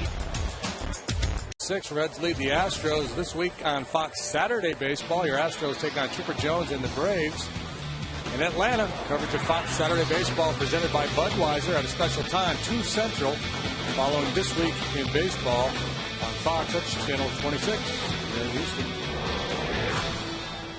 Right after Twib notes. The crowd waiting for a little run support for the Astros for Roy Oswalt. The Astros trail it 1-0 as they bat in the 6th inning with Kazuo Matsui 0 for 1 with a walk. That was a sparkling double play to end the top of the inning. There's strike 1. Matsui, the middleman, on a play started by Manzella in the hole.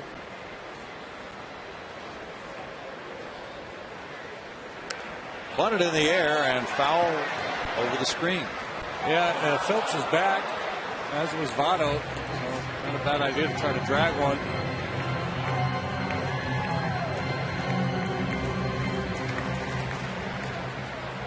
That made it into Souvenirville. Lee and Berkman to follow Matsui, who tries to be a table setter. He's a .331 lifetime hitter against the Reds. Smacks that one over second baseman Phillips into right center. Matsui takes a turn, and he's on with a leadoff single. Arroyo had set down 7 in a row. Made the pitch he wanted to make, got to the soft stuff, tried to climb the ladder with a high fastball. Matsui all over it.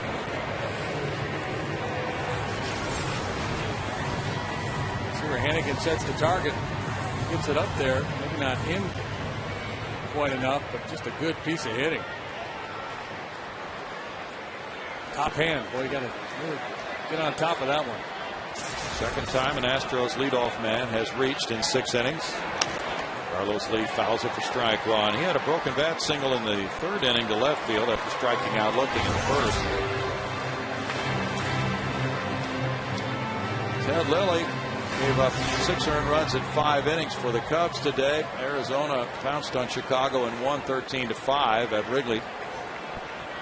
The winning pitcher in that one was Ian Kennedy. Kelly Johnson, the league leader, hit his 9th homer. Up the left field line, headed for foul ground. No balls, 2 strikes. Yeah, how about that? Kelly Johnson leading the National League in home runs. Kind of crazy. He likes it in the desert. Adam LaRoche hit a couple. Chris Snyder also hit one. That's a nice gesture by that fan. To give the youngster a real trophy in this game. Yeah, the LaRoche boys pretty productive in recent days. Brother Andy really got on track here, returning to the lineup. 1-2. Fukudome hit a home run for the Cubs, his 4th of the year. Cubs are now 10-13. Arizona's 11-11. It's 2-2 with Arroyo nearing 80 pitches. He's at 78 for the night. Pitch count not really an issue at this stage of the game for Arroyo, but what is an issue is the fact that the part of the Astros order are getting their 3rd look at him now. Nice. Celebrity look-alike.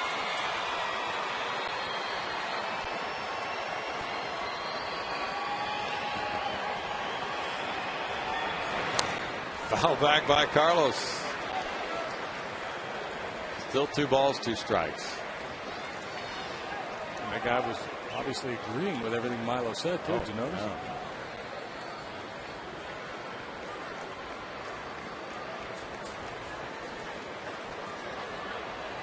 He's got his binoculars. He's ready for action. He is.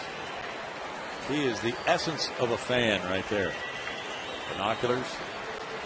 Radio broadcast. Kaz starts and stops. There's a swing and a miss and a strikeout of Lee. Number 7 for Arroyo. Lee shot a look down there toward first base. A long glance. Way out of the strike zone. He was looking in. Fastball away. He reaches for it to try to poke it. What are you going to do? Oh, my goodness. We're paying that guy a lot of money. All right. He'll be all right. Berkman has walked and popped to second. Feliz is on deck. Strike 1 to Lance. The Astros have been averaging 3.3 runs per game. Pretty tough to win on any consistent basis in the big leagues with that kind of an offensive output. They're dead last in runs scored with 66 in the National League.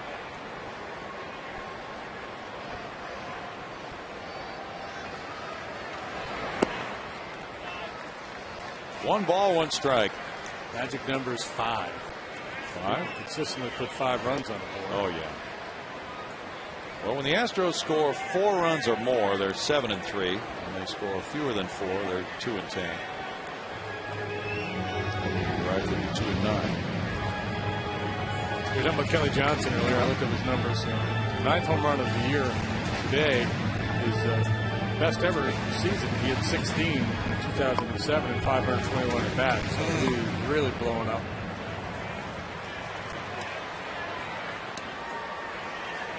1-1 the count. Well, he and Stephen Drew are two of the really good middle infield offensive performers in the National League. Side by side on that Arizona infield. And they'll be coming here on the next homestand. 2 balls and a strike along with the San Diego Padres. Astros are gone for just 3 games this weekend. Back home on Monday night for the first of 4 with the D-backs. Followed by the Padres for 3 on a 7-game homestand. Hope you can make it out. The weather's been great with that roof open on most of these games. In tight to Berkman. That makes it 3-1 now. Could be an action pitch coming. Feliz waiting next. Berkman had a 3-2 pitch in the first inning and walked. He hit a 1-0 pitch and popped the second in the 3rd inning. Let's start Matsui here. Ball 4. Berkman walks for the second time. That's walk number 3 for Arroyo. 2 men on for Feliz.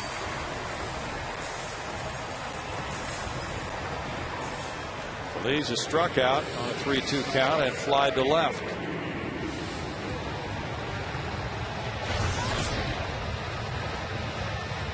The Astros have been out hit 7-3. Just 3 singles for Houston. Bourne, Lee, and Matsui have those. Hunter Pence is on deck.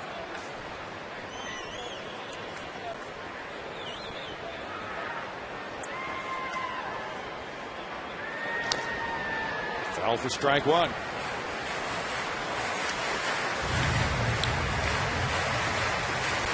Arroyo at age 33 and Harang are very much the elder statesman of this Reds rotation. Harang turns 32 in about 10 or 11 days. The other guys in the rotation are 24 or younger.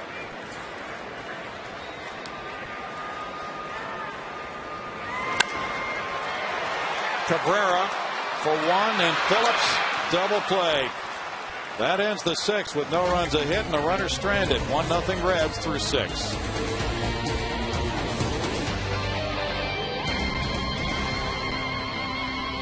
This with Astros Baseball and Fox Sports Houston is brought to you by Steel.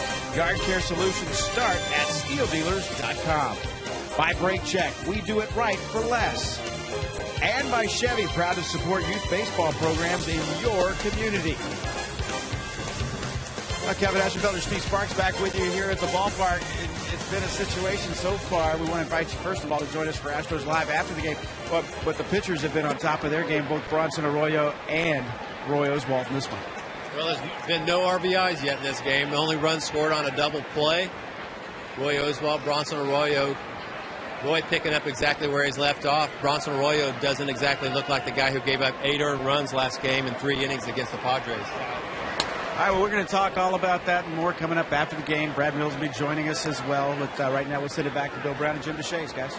Thanks, Kevin. Steve Sparks. JD certainly can get into a game like this. Very good pitching duel through 6. 1-0. Now an 0-2 count on Arroyo.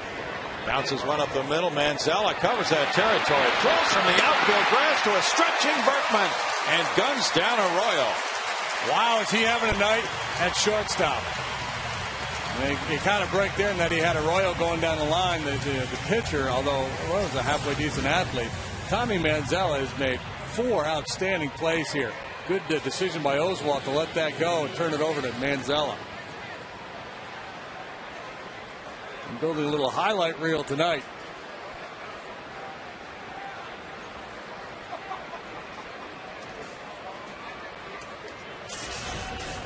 Spectacular out number 1. Now Stubbs turns away from ball 1 in tight. Manzella has just really made some terrific plays in this game. He got Votto in the first on a short hop play to the backhand side. A slow roller by Roland in the 3rd inning. He made that transfer quickly. Took care of a double play ball in the 5th. Started a spectacular double play in the 6th. And now this effort on Arroyo. He's showing very good range, both up the middle and in the hole. He made that catch on that pop-up down the left field line the other night. Laid out, made a spectacular catch. Foul ball. Takes the count on Stubbs to 2 balls, 2 strikes. It's interesting, the two pitchers obviously having a good night, but Roy's been under a lot of pressure. He's had a lot of base runners, not so much for Arroyo. Reds have stranded 7. The Astros have left 5. 2 double plays for Houston, 1 for Cincinnati. Curveball just misses. Roy's had to deal with base runners in every inning except for the third. And just about every inning's had a couple of guys on. Reds are 0 for 8 with runners in scoring position. The Astros are 0 for 3. Those pitching lines. And it's a walk to Stubbs. Number 4 of the night for Oswalt. One of those intentional. Roy had only 5 walks in 26 innings coming into this game.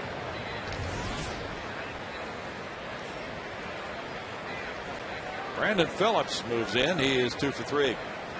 He's pulled the ball all 3 times tonight.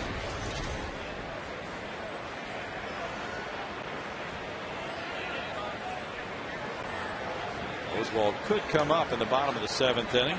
The Astros would need to put a man on for that to happen. Brad Arnsberg, the pitching coach, is on the phone with the bullpen. By the way, Brad Mills said, bullpen coach Jamie Quirk said all the guys in the pen lost that fly ball last night that Pence and Bourne lost. Strike 1 to Phillips. Yeah, sometimes you just have to tip your cap to Mother Nature, I guess. And you can't catch what you can't see. Phillips just about at the league average. 4 pitches per plate appearance.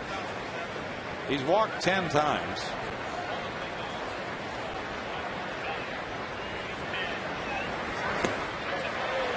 It's 0-2. That waggle of his is a long waggle.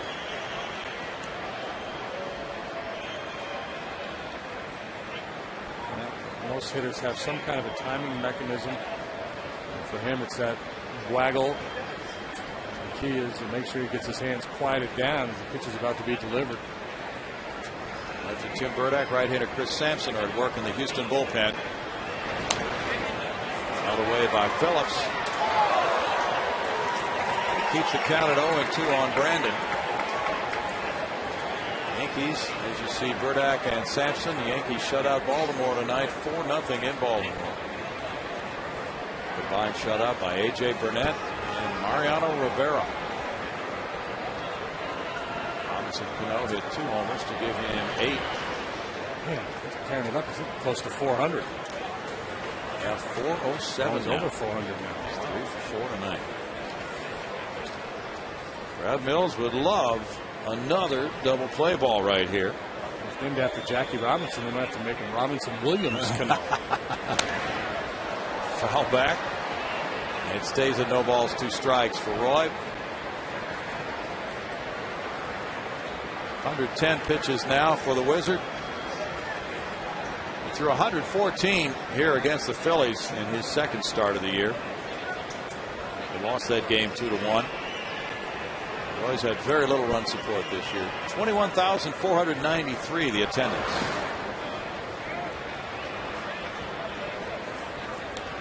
It's 1-2. Astros did not score a run while Roy was in the game in his first 2 starts. Then he left with a 4-0 lead at Chicago and held on 4-3 to win that one. And had another 4-3 win in his last start.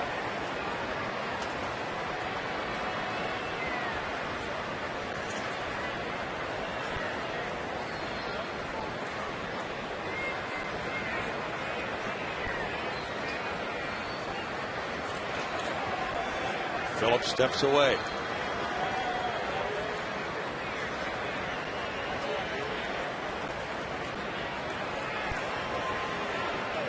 Runner going. Ball popped out of J.R. Tolle's hand, and Phillips got a steal of second base. The count going to 2-2. Or Stubbs got the steal of second base.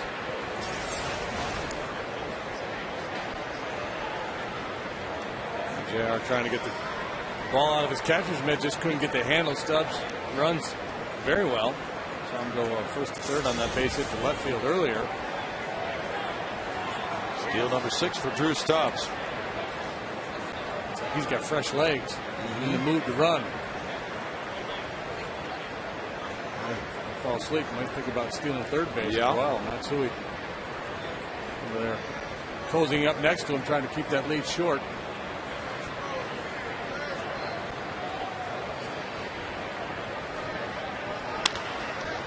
Grounded to third. Feliz checks the runner. Goes across. 2 outs. Well, the guy who's as fast as Stubbs, that really becomes necessary for the third baseman to do that. He looked him back. Yeah, it wasn't just a token glance in his direction. He looked at him a couple of times, made sure he had him headed back towards the bag before he threw across the diamond. And that's where a daring base runner on second base can, come off the bag a little bit, try to upset the timing of the play, especially when you got a speedy base runner going down the line. You can steal an infield hit. Not likely to pull that off on Feliz. Joey Votto's 0 for 3. He's hit the ball on the ground all 3 times. This one in the air to left, and that sails over Carlos Lee's head and into the Landry's Crawford boxes for an opposite field 2-run homer for Joey Votto. And the Reds lead it 3-0 as Votto belts number 4 of the season, giving him 12 runs batted in. It's been a tough night for Joey Votto up until that swing of the bat. He looked overmatched in some of his previous at-bats, grounded into a double play last time up, although he hit the ball pretty hard that time. But he was getting some funky swings at Roy's fastball earlier, maybe thinking off speed. And this time, he jumped all over that first pitch fastball. They've been working him in, and that was the plan there. You can see where JR was set up, and that drifted out over the plate. Very much like we were talking about with Berkman. Left-handed hitters who are very good at hitting the ball the other way. You got to do your work inside. They'll take advantage if you make a mistake out over the plate. Not by pulling it, but just staying on it and just driving it the other way. Votto gives it a 3-run lead for Arroyo. It's a 1-ball, 1-strike count on Roland. And a strike makes it 1-2. Scott with a walk and a single. That was measured at 365 feet on the Votto homer. The Reds hit their 21st long ball of the year. Oswalt's thrown 117 pitches. Yes, he did. That pitch was upstairs. Jay Bruce is on deck. 3 runs on 8 hits for Cincinnati. No runs on 3 hits for Houston. The Reds are trying to get back to 500. They're 10-11.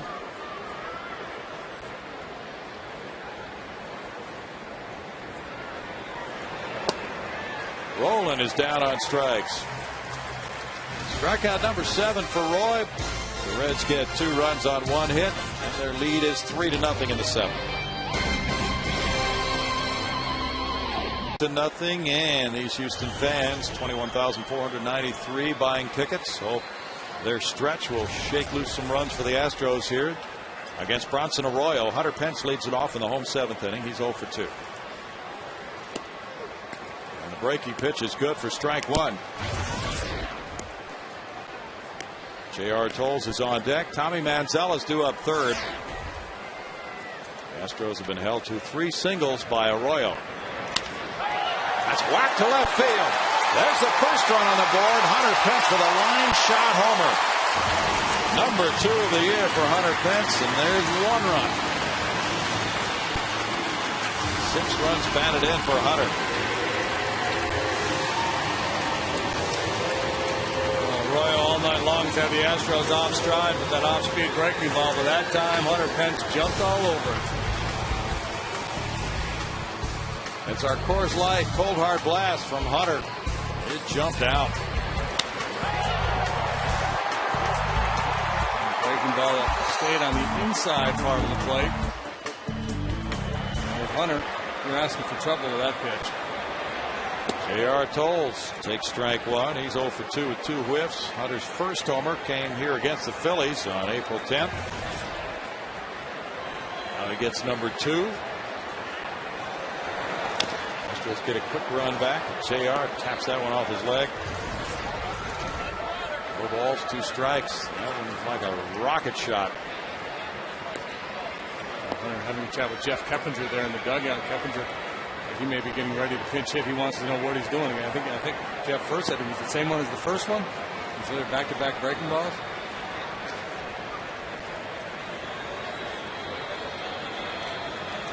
Now the pitcher's spot will come up in this inning. So could be Keppinger.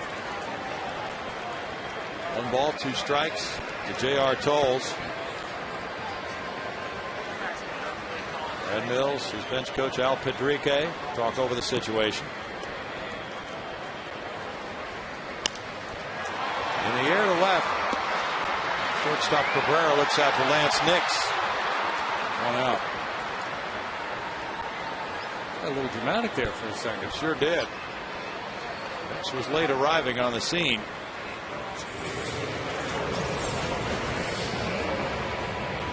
And he called off the shortstop.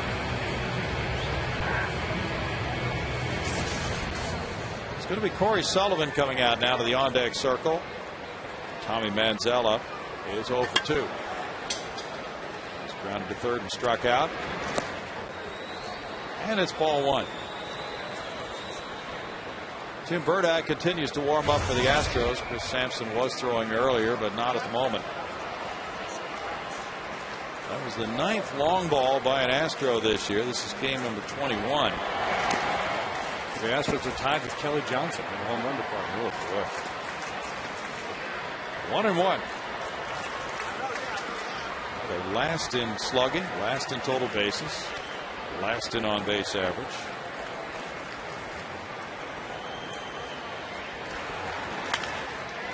Pass a diving Roland. He got his glove on. It's into the left field corner. Manzella takes the turn for second, and he is having one complete night of it.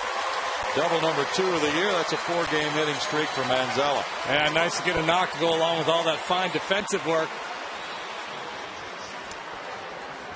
Sparkling in the field, and now a 1-out double down the third baseline. Past the 7-time Gold Glover, Scott Rowland.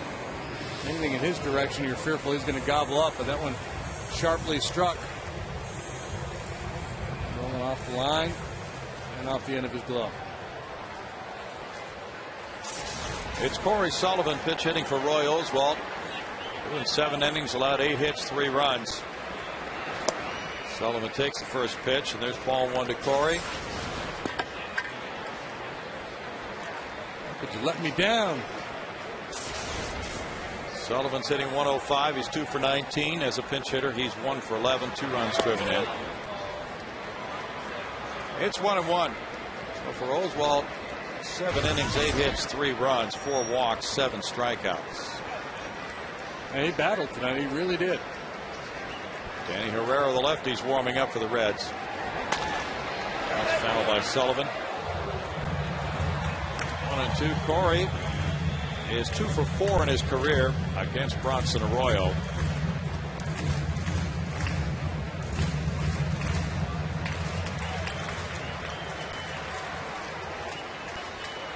Corey 0 for 1 in this series. Now a right-hander. Looks like Mike Lincoln has joined Herrera in the bullpen. That is Lincoln. Hannigan will go to the mound.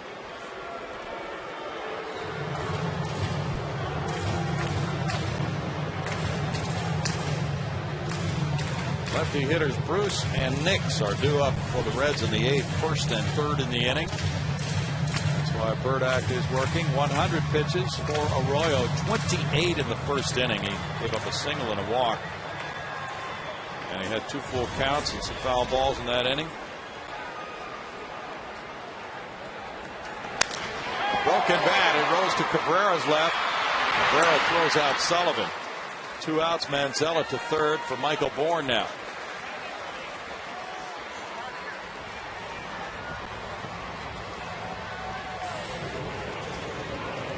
Arroyo in this inning really starting to elevate his pitches. He'll come up by design from time to time. After he's thrown a couple of off-speed pitches, he'll throw that high fastball. But in this inning, it's been some of the soft stuff that he's left up. Bourne singled in the 1st. He's flied to center and grounded to second since then. Up the left field line. It's slicing away from Nix. It's a fair ball into the corner. Scoring Manzella, 3-2 Reds. RBI double Bourne. His second hit of the night, double number 5 of the year. Third run batted in for Bourne.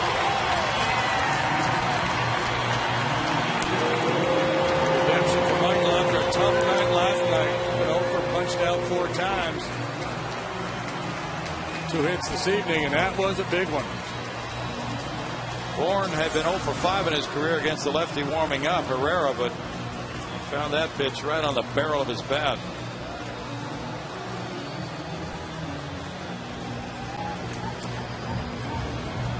Three extra base hits in the inning after the Astros had none through the first 6.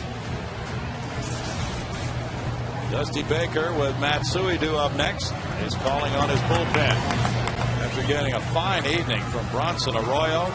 He leaves with a 3-2 lead. Back in a moment.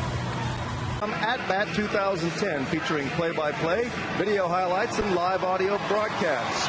Visit Astros.com today on your iPhone, iPod Touch, Android, or BlackBerry for more details. Also remember, All-Star voting has begun. Go to Astros.com to cast those votes. Brownie, back to you. Thanks, Mark.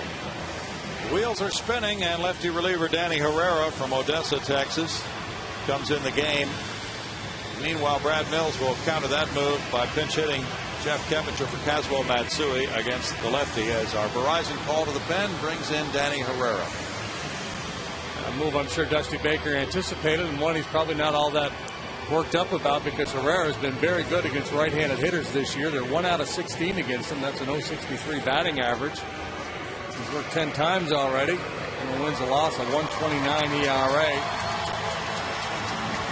Pitched 70 times for Cincinnati last year. His out pitch, probably that Scroogey. He turns it over, fades down and away from right-handed hitters. He retired Keppinger in the 7th inning Tuesday night on a grounder to shortstop. And throws strike 1. Matsui was on twice tonight with a walk and a single in 3 trips. Keppinger's hitting .300 with 8 runs batted in. He's driven in runs in 3 of his last 5 games. 5 for 25 on this homestand with a .200 batting average. 2 for 8 in this series.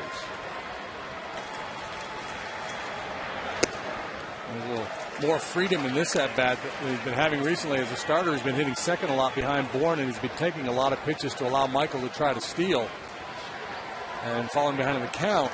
In this at bat, of course, he's just up there trying to get a knock, trying to drive in that tying run. He's 0 for 1 pinch hitting.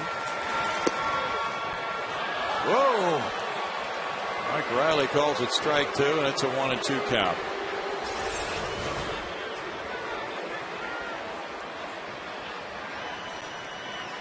Top the corner, just a funky looking pitch. That was the screwball. It's went to the inside part of the plate. Yeah, that's why it looks so weird. Yeah, it's definitely a trick pitch. Keppinger's second on the team and runs batted in. Cabrera fields the grounder. And in the 7th inning, the Astros get 2 runs of their own on 3 hits. They leave a man at second base. It's 3-2 Reds. Hunter Pence getting them on the board with a home run. By Center Point Energy, and JD will give us more. Just 1 run on the board until the 7th inning. Joey Votto had been struggling at a 2-run homer off Roy Oswalt. Hunter Pence countered with a solo shot in the bottom. Michael Bourne having a nice night. In a 3-2 ball game. And fans, something to kind of hang on to here in this one. Last night the Astros made a late rally in the 9th, coming up short. Now lefty on lefty, Tim Burdack versus Jay Bruce. Bruce 1 for 3, a double. And he rips one to right field on the first pitch. It sails over Hunter Pence's head and into the seats for a home run for Jay Bruce, number 4 of the year. And now it's 4-2 Reds. You get a feeling that Bruce went up there looking for that pitch. And the scouting report says, hey, Burdack, left-handed hitter, likes to get ahead with that first pitch slider. Be ready for it. I'm going to say he was ready for it.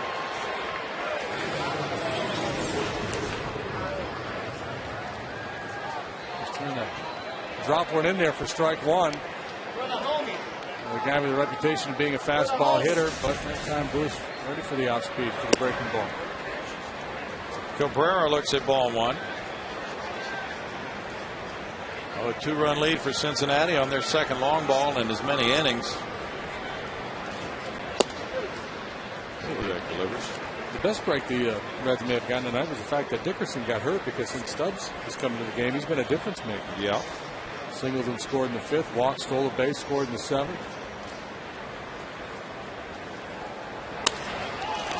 Line to third. Feliz caught it. Cabrera's out, number 1. Roy Oswalt in 7 innings, giving up 8 hits, 3 runs with 4 walks, 7 strikeouts. Bronson Arroyo 6 2/3, 6 hits, 2 runs. That's 2 swings of the bat. Orlando Cabrera has absolutely blistered the ball with nothing to show for it. Line drive to Bourne, and now a rocket to Feliz. Burdak's 1-0. His ERA 3.24. Tap foul by Lanyce Nix, who has a couple of hits tonight.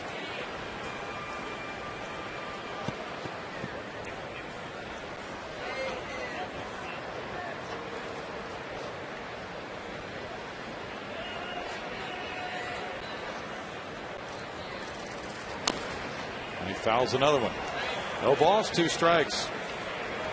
Burdak had held left-handed hitters to a 1 for 13 performance with no homers coming into this appearance.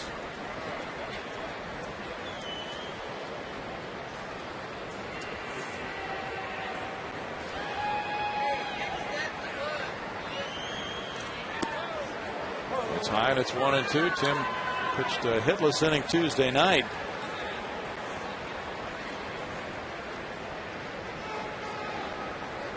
Astros have Lee, Berkman, Feliz due up in the bottom of the inning. Big swing by Nix, and then he strikes out. Strikeout number 8 for Astros pitchers tonight. Brad Mills is on his way to the mound, with right-handed hitting Ryan Hannigan due up next. Brandon Lyon warming up. This time Tim buries that slider. Good 2-strike slider there down in the dirt.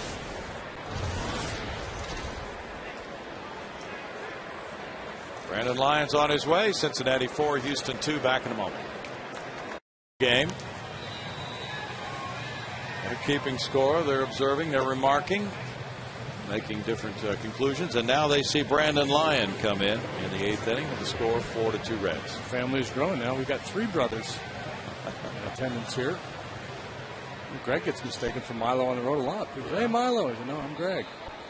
Brandon Lyon is 1-1. His ERA is 6. He's pitched 10 times, and that 6 is because of 2 bad ones. He's given up 3 runs on 2 different occasions. The other 8 appearances, he has pitched scoreless baseball. Last 4 trips to the mound, he's had a win and 3 holds. Hannigan the batter. So Lyon has hit a good stride, and there's ball 1. Johnny Gomes is on deck.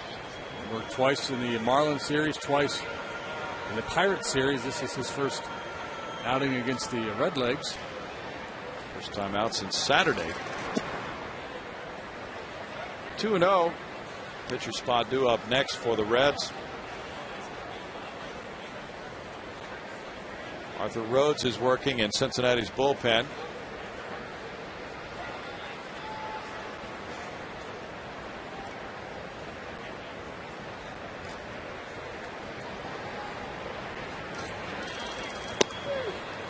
Ryan throws it in for a strike. And that home run Jay Bruce hit, giving Dusty Baker a 2-run lead to work with Carlos Lee leading out the bottom of the inning, to be followed by Berkman. And you know he wants Berkman hitting from the right side, so he can bring Rhodes in, not have to waste an extra pitcher. Even if Carlos yanks one on him, he's still got a 1-run lead. Good point. 2-2. It's a 1-run game. He might go righty lefty, or he might even think about leaving that righty in to face Berkman. Not likely, but he's got a little wiggle room now.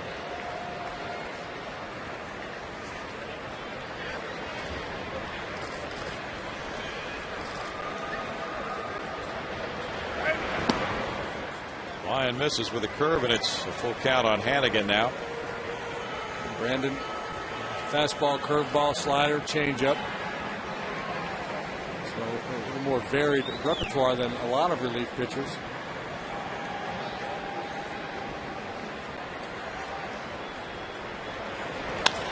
Up the middle to Lyon. And in the 8th inning, the Bruce homer lifts the Reds ahead by 2. It's 4-2 Cincinnati. Bottom of the 8th coming would leave Berkman and Feliz to bat. 4-2 game. Pitcher number 3 comes in for Dusty Baker. He is right-hander Mike Lincoln. Lincoln takes over to face Carlos Lee. Then Lance Berkman due up. Lincoln's 1-0 with a 3.60 ERA.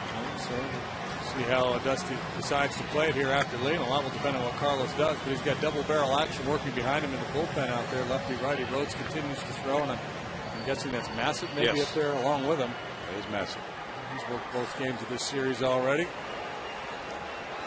Carlos Lee is 5 for 8 in his career against Mike Lincoln. Carlos 1 for 3 in this game.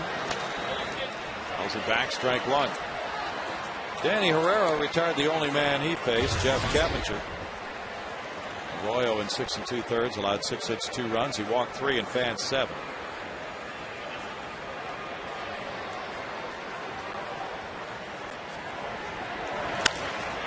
To center field, Stubbs moving in. 1 out for Lincoln. And it's Berkman who's walked twice and popped a second. Lincoln was on the shelf much of last season with a cervical disc replacement surgery. Pitched in 19 games for the Reds. Healthy again this year at age 35. He's been in more than 250 major league games. It's a nice story back in 08 when he came back to the big leagues for the first time in a long time. Last time he'd seen a major league mound was 2004 prior to the 08 season. Strike 1 to Berkman.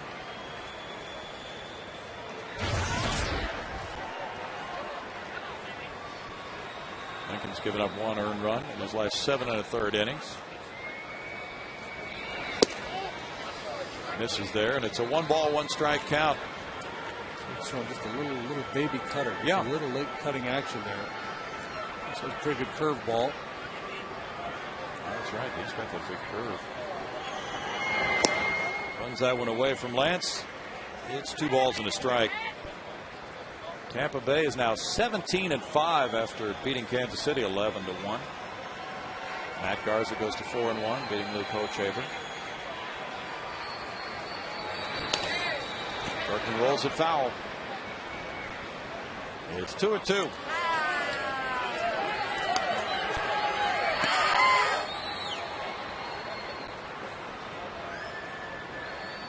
Pedro Feliz is on deck. In the 9th for the Reds, they have the pitcher spot. Then Stubbs and Phillips due up. Oh, that pitch looked good. 3-2. That was really neat what Hannigan did there. He wanted to go away. Lincoln shook him off to come in, and Hannigan kind of motioned his head. All right, get it in there then if you're going to come in.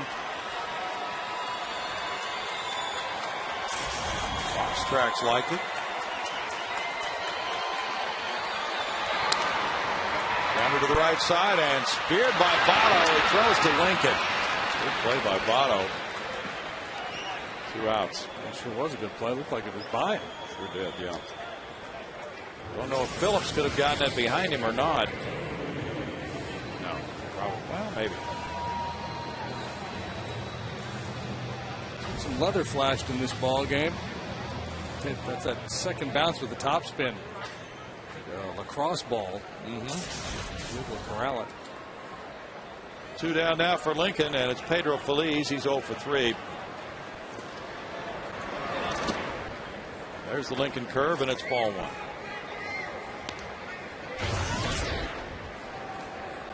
They come after the Lincoln tunnel. I might.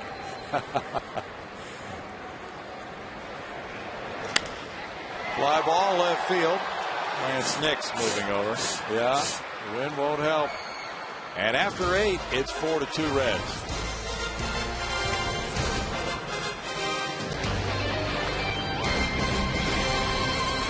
And 9th inning, And it's Matt Lindstrom, the Astros closer, coming in. After Brandon Lyon retired, the only man he faced, Ryan Hannigan. Here is Lindstrom with those numbers. Yeah, and like Lyon, his first appearance in this series, 6 saves and 6 tries, an ERA of 3 for Matthias Lindstrom. 10 strikeouts, just a 1 walk in 9 innings, so he has delivered in his first month in an Astro uniform. Thrown the ball quite well. Johnny Gomes will be pinch hitting for the pitcher to lead it off here in the 9th inning. Mike Lincoln in 1 inning allowed no hits, no runs, with no walks, no strikeouts. You got Lee, Berkman, and Feliz.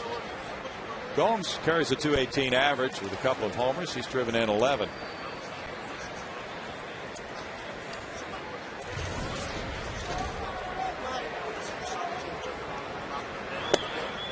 There's strike 1 on the fastball to Gomes.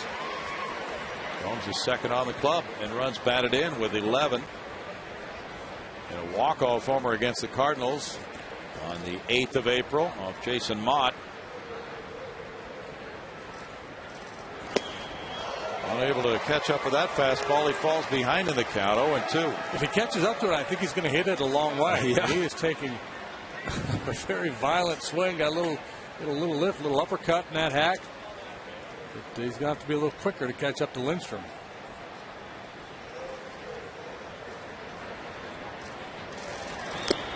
And he does not do that. Strikes out on a foul tip. 1 out. Good execution by Lindstrom and good game calling there by Tolles. Blown it by, guy. Don't mess around. Don't come off of that fastball. He was well behind it with each of those swings. You see the hitch. And there's no way. Didn't get the hands back ready to go quickly enough. That's a tough assignment coming off the bench to face this kind of stuff. Drew Stubbs has come off the bench to do well. Single, a walk, 2 runs scored. Playing for the injured Chris Dickerson. There's strike 1 and the slider for Lindstrom.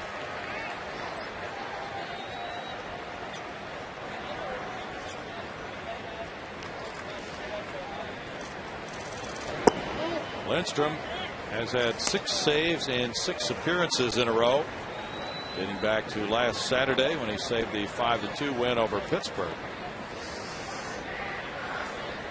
Matt does not have a lot of big league time on him, but he's not a youngster. He's 30 years of age. Originally drafted by the Mets. That fastball had some run on it. You just get the sense watching him that the Astros have got him at the right time. He's really kind of coming into his own. Well, and timing being that they identified that the Florida Marlins had moved on to a different closer in Leo Nunez after Lindstrom had been the closer to open the season, then had gotten hurt. He had a high ERA last year. He was available. Marlins weren't going to pay him a lot of money to be a setup man, it appeared. Liner over shortstop into left center field. Carlos Lee over to play it and throws into second to hold the runner with a single. Well, Stubbs has come off the bench in this game to get on all 3 times he's paraded to the plate. Yeah, he's having a nice night. Went first to third on a base hit to left back in the 5th. Kind of stole a base in that instance, and I think he had larceny on his mind here too, if he's thinking about stretching this single into a double. But Lee hustling over, cutting it off, anticipating that Stubbs might try for 2, so he was ready to turn and fire that ball back in. Now Phillips is 2 for 4. Wow. The movement on that pitch. Strike 1 to Phillips. Lindstrom can ride that 4-seam fastball up, then mix in a slider, and then that last pitch. Now you've got 3 totally different looks.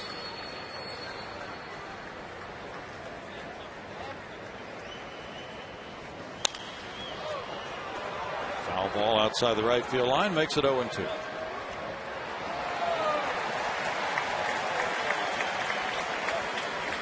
A case tonight of Lyon and Lindstrom both not having pitched since Saturday. They need the work.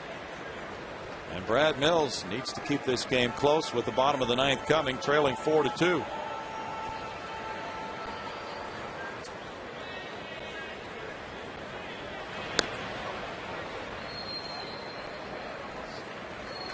Kevin Floyd, the winner for the White Sox, 7-5 at Texas over O'Day. Konerko hit 2 homers. He has 10. Justin Smoke hit his first as a big leaguer for the Rangers. It's a nice month of April. 10 bombs. Sure is. 1-2. Konerko's been at it a good long while. Yes, he has. Smoke, did they send Davis out? First baseman, right? Smoke. That's right. Runner going. And without a play, Dole's unable to catch that pitch. It's 2 balls, 2 strikes. On the steal by Stubbs. His second of the night. 7th of the year. Stubbs is putting on a show. He stole a base last night. Scored 2 runs. Was on base 3 times. The Astros drafted him, but were unable to sign him. He went to the University of Texas and then became a first rounder. The 8th player drafted in 06 by Cincinnati. From Atlanta, Texas. Thinking about 3rd, too. Yeah.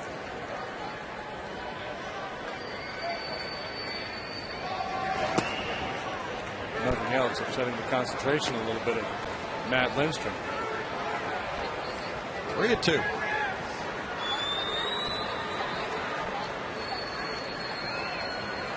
Brad Arnsberg. Oh, pitchers love working with him.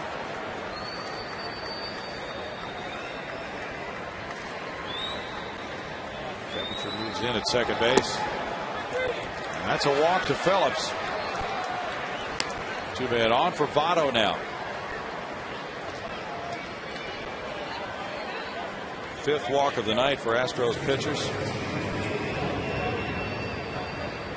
Votto ripped a 2-run homer in the 7th inning. He's 1 for 4.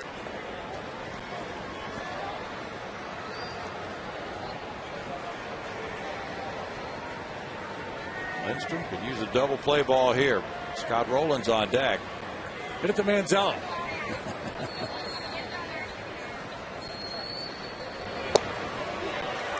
Strike to Votto.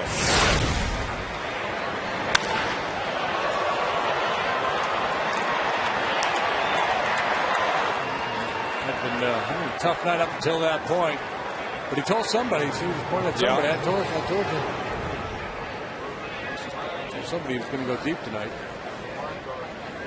It's like Babe Ruth. He's Canadian.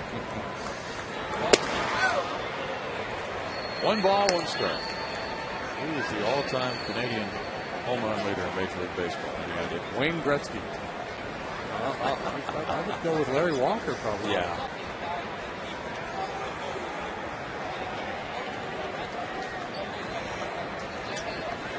Jason Hayes got quite a few. Yes, he does.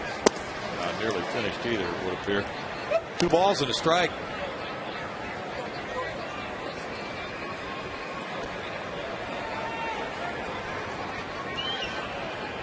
Milwaukee and San Diego have played 2. They're scoreless at Petco Park. Padres are 13-8. They have Wade LeBlanc on the mound tonight against Doug Davis.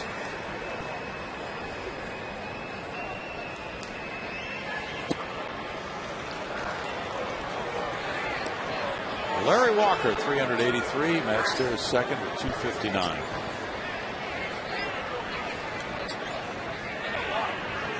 Jason Bay is fourth, 186. 3-1 to Votto. He could sit on a location here if he wants to. Taps a foul. 3-2. Fastball for Lindstrom. Went up on the board at 94 that time.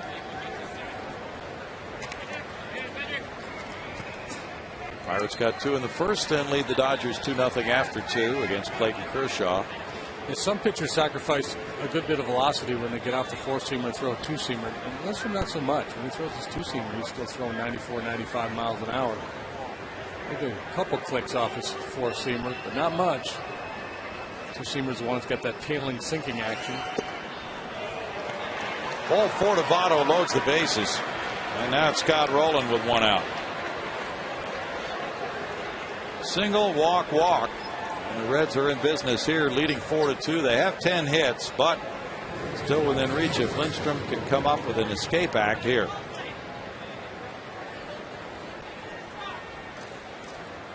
Francisco Cordero, the Reds closer, gave up 2 hits and 1 run in 2/3 of an inning last night. He walked a man.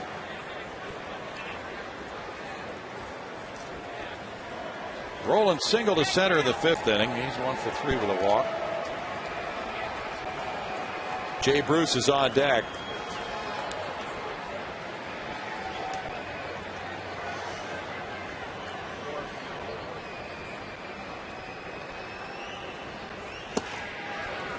Strike to Roland.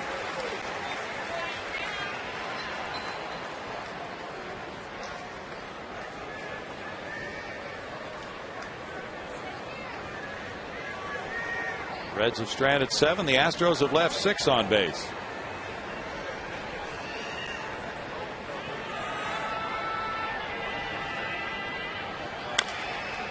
Tap to third. Foul ball. Lee's unable to make the pickup. But the ball was foul, and it's 0-2 to Roland. I don't know if he would have had a play had he fielded it in fair territory anyway. And that wouldn't have had much of an angle. His only play would have been home to try to cut off Stubbs. And Stubbs running right down the baseline, but foul ball, moot point.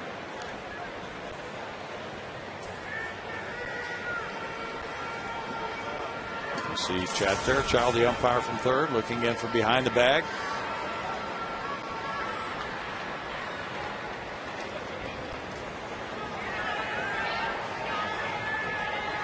Roland with 4 grand slams behind him, the count 0-2. He pops it up. May not be in play for J.R. Tolles. May not come down. Man, that thing was skied. J.R. tossed his mask, and the home plate umpire caught it. Mike Riley, that was pretty good. Here, hold this for me, would you? I'm going to go try to make a play. Haven't seen that one in a while. Check this out. There's the ball. Find the ball. Throw the mask out of harm's way, and Riley's over there to make the catch. Yeah, he caught it on the fly. There. Take it back. 0-2 to Roland.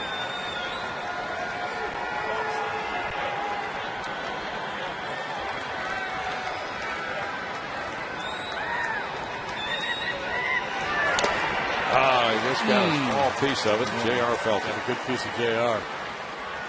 Riding fastball. He's got him in the right forearm. And here we go. Here's Riley.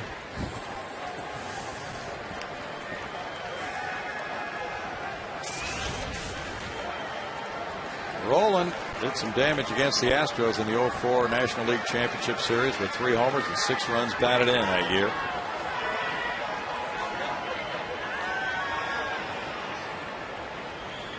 Good slider out there.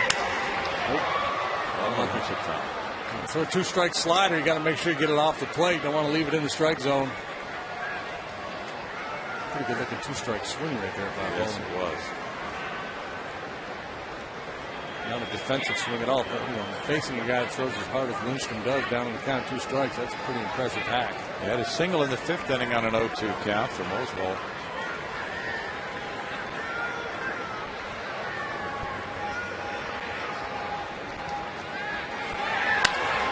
Ground ball to second. Keppinger with a flip. And some of the middleman. And the Astros get their 3rd double play of the night. To keep it scoreless in the 9th. No runs a hit. A couple of men left. 4-2 Reds. By your Texas Ford dealers and the 2010 F-150. By the Progressive Insurance Group. And by Southwest Airlines. Reds 4, Astros 2. Bottom of the 9th inning here in downtown Houston. Final game of the homestand. And the Astros have one more shot with the closer coming in for Cincinnati. Francisco Cordero with a 2-run lead. And we fence Tolles and Manzella due up. 3rd appearance in this series for Cordero. First time it is a save opportunity. in those situations this year. He's been successful 7 out of 8 times with a 3.18 ERA.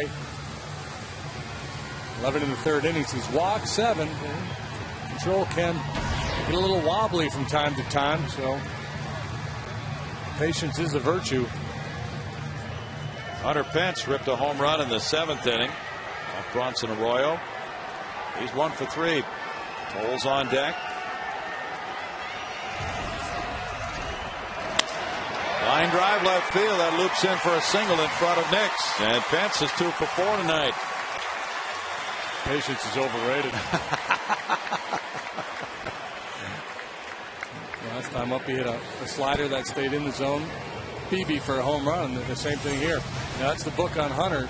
Sliders away, but if you leave it in the strike zone, see how he opens up that front side. If that ball hangs, it kind of spins a little bit, stays middle in. That's a pitch he hammers. Pence aboard, Toll's the batter. Jeff Blum out to the on-deck circle. Tommy Manzella due up next.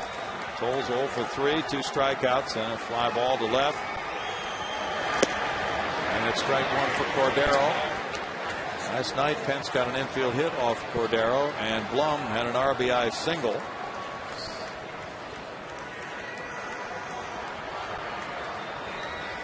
Cordero has contributed in 8 of the Reds' 10 wins. Toll's helping him there, and it's 0-2. At times in the past, JR has been criticized and perhaps a little frustrated with himself, being too patient, taking too many hittable fastballs, and wants to be aggressive in this sequence. He just got a little overly anxious. Pops it up. Phillips calling. 1 out for Cordero. Jeff Blum is a pinch hitter now for Manzella. He really came through last night in that pinch hit role with the RBI single off Cordero in the 9th inning. Well, that's the thing. He's pitched all 3 games of this series. As I mentioned, the first 2 were not save opportunities. So to that end, a little bit of an advantage for the Astros in that some of these hitters that he's seeing here with the game on the line, they've had at bats off of him in this series. Blum has got great numbers off Cordero in his career. He's 6 out of 13. It's a .462 average. Fires it away, strike 1.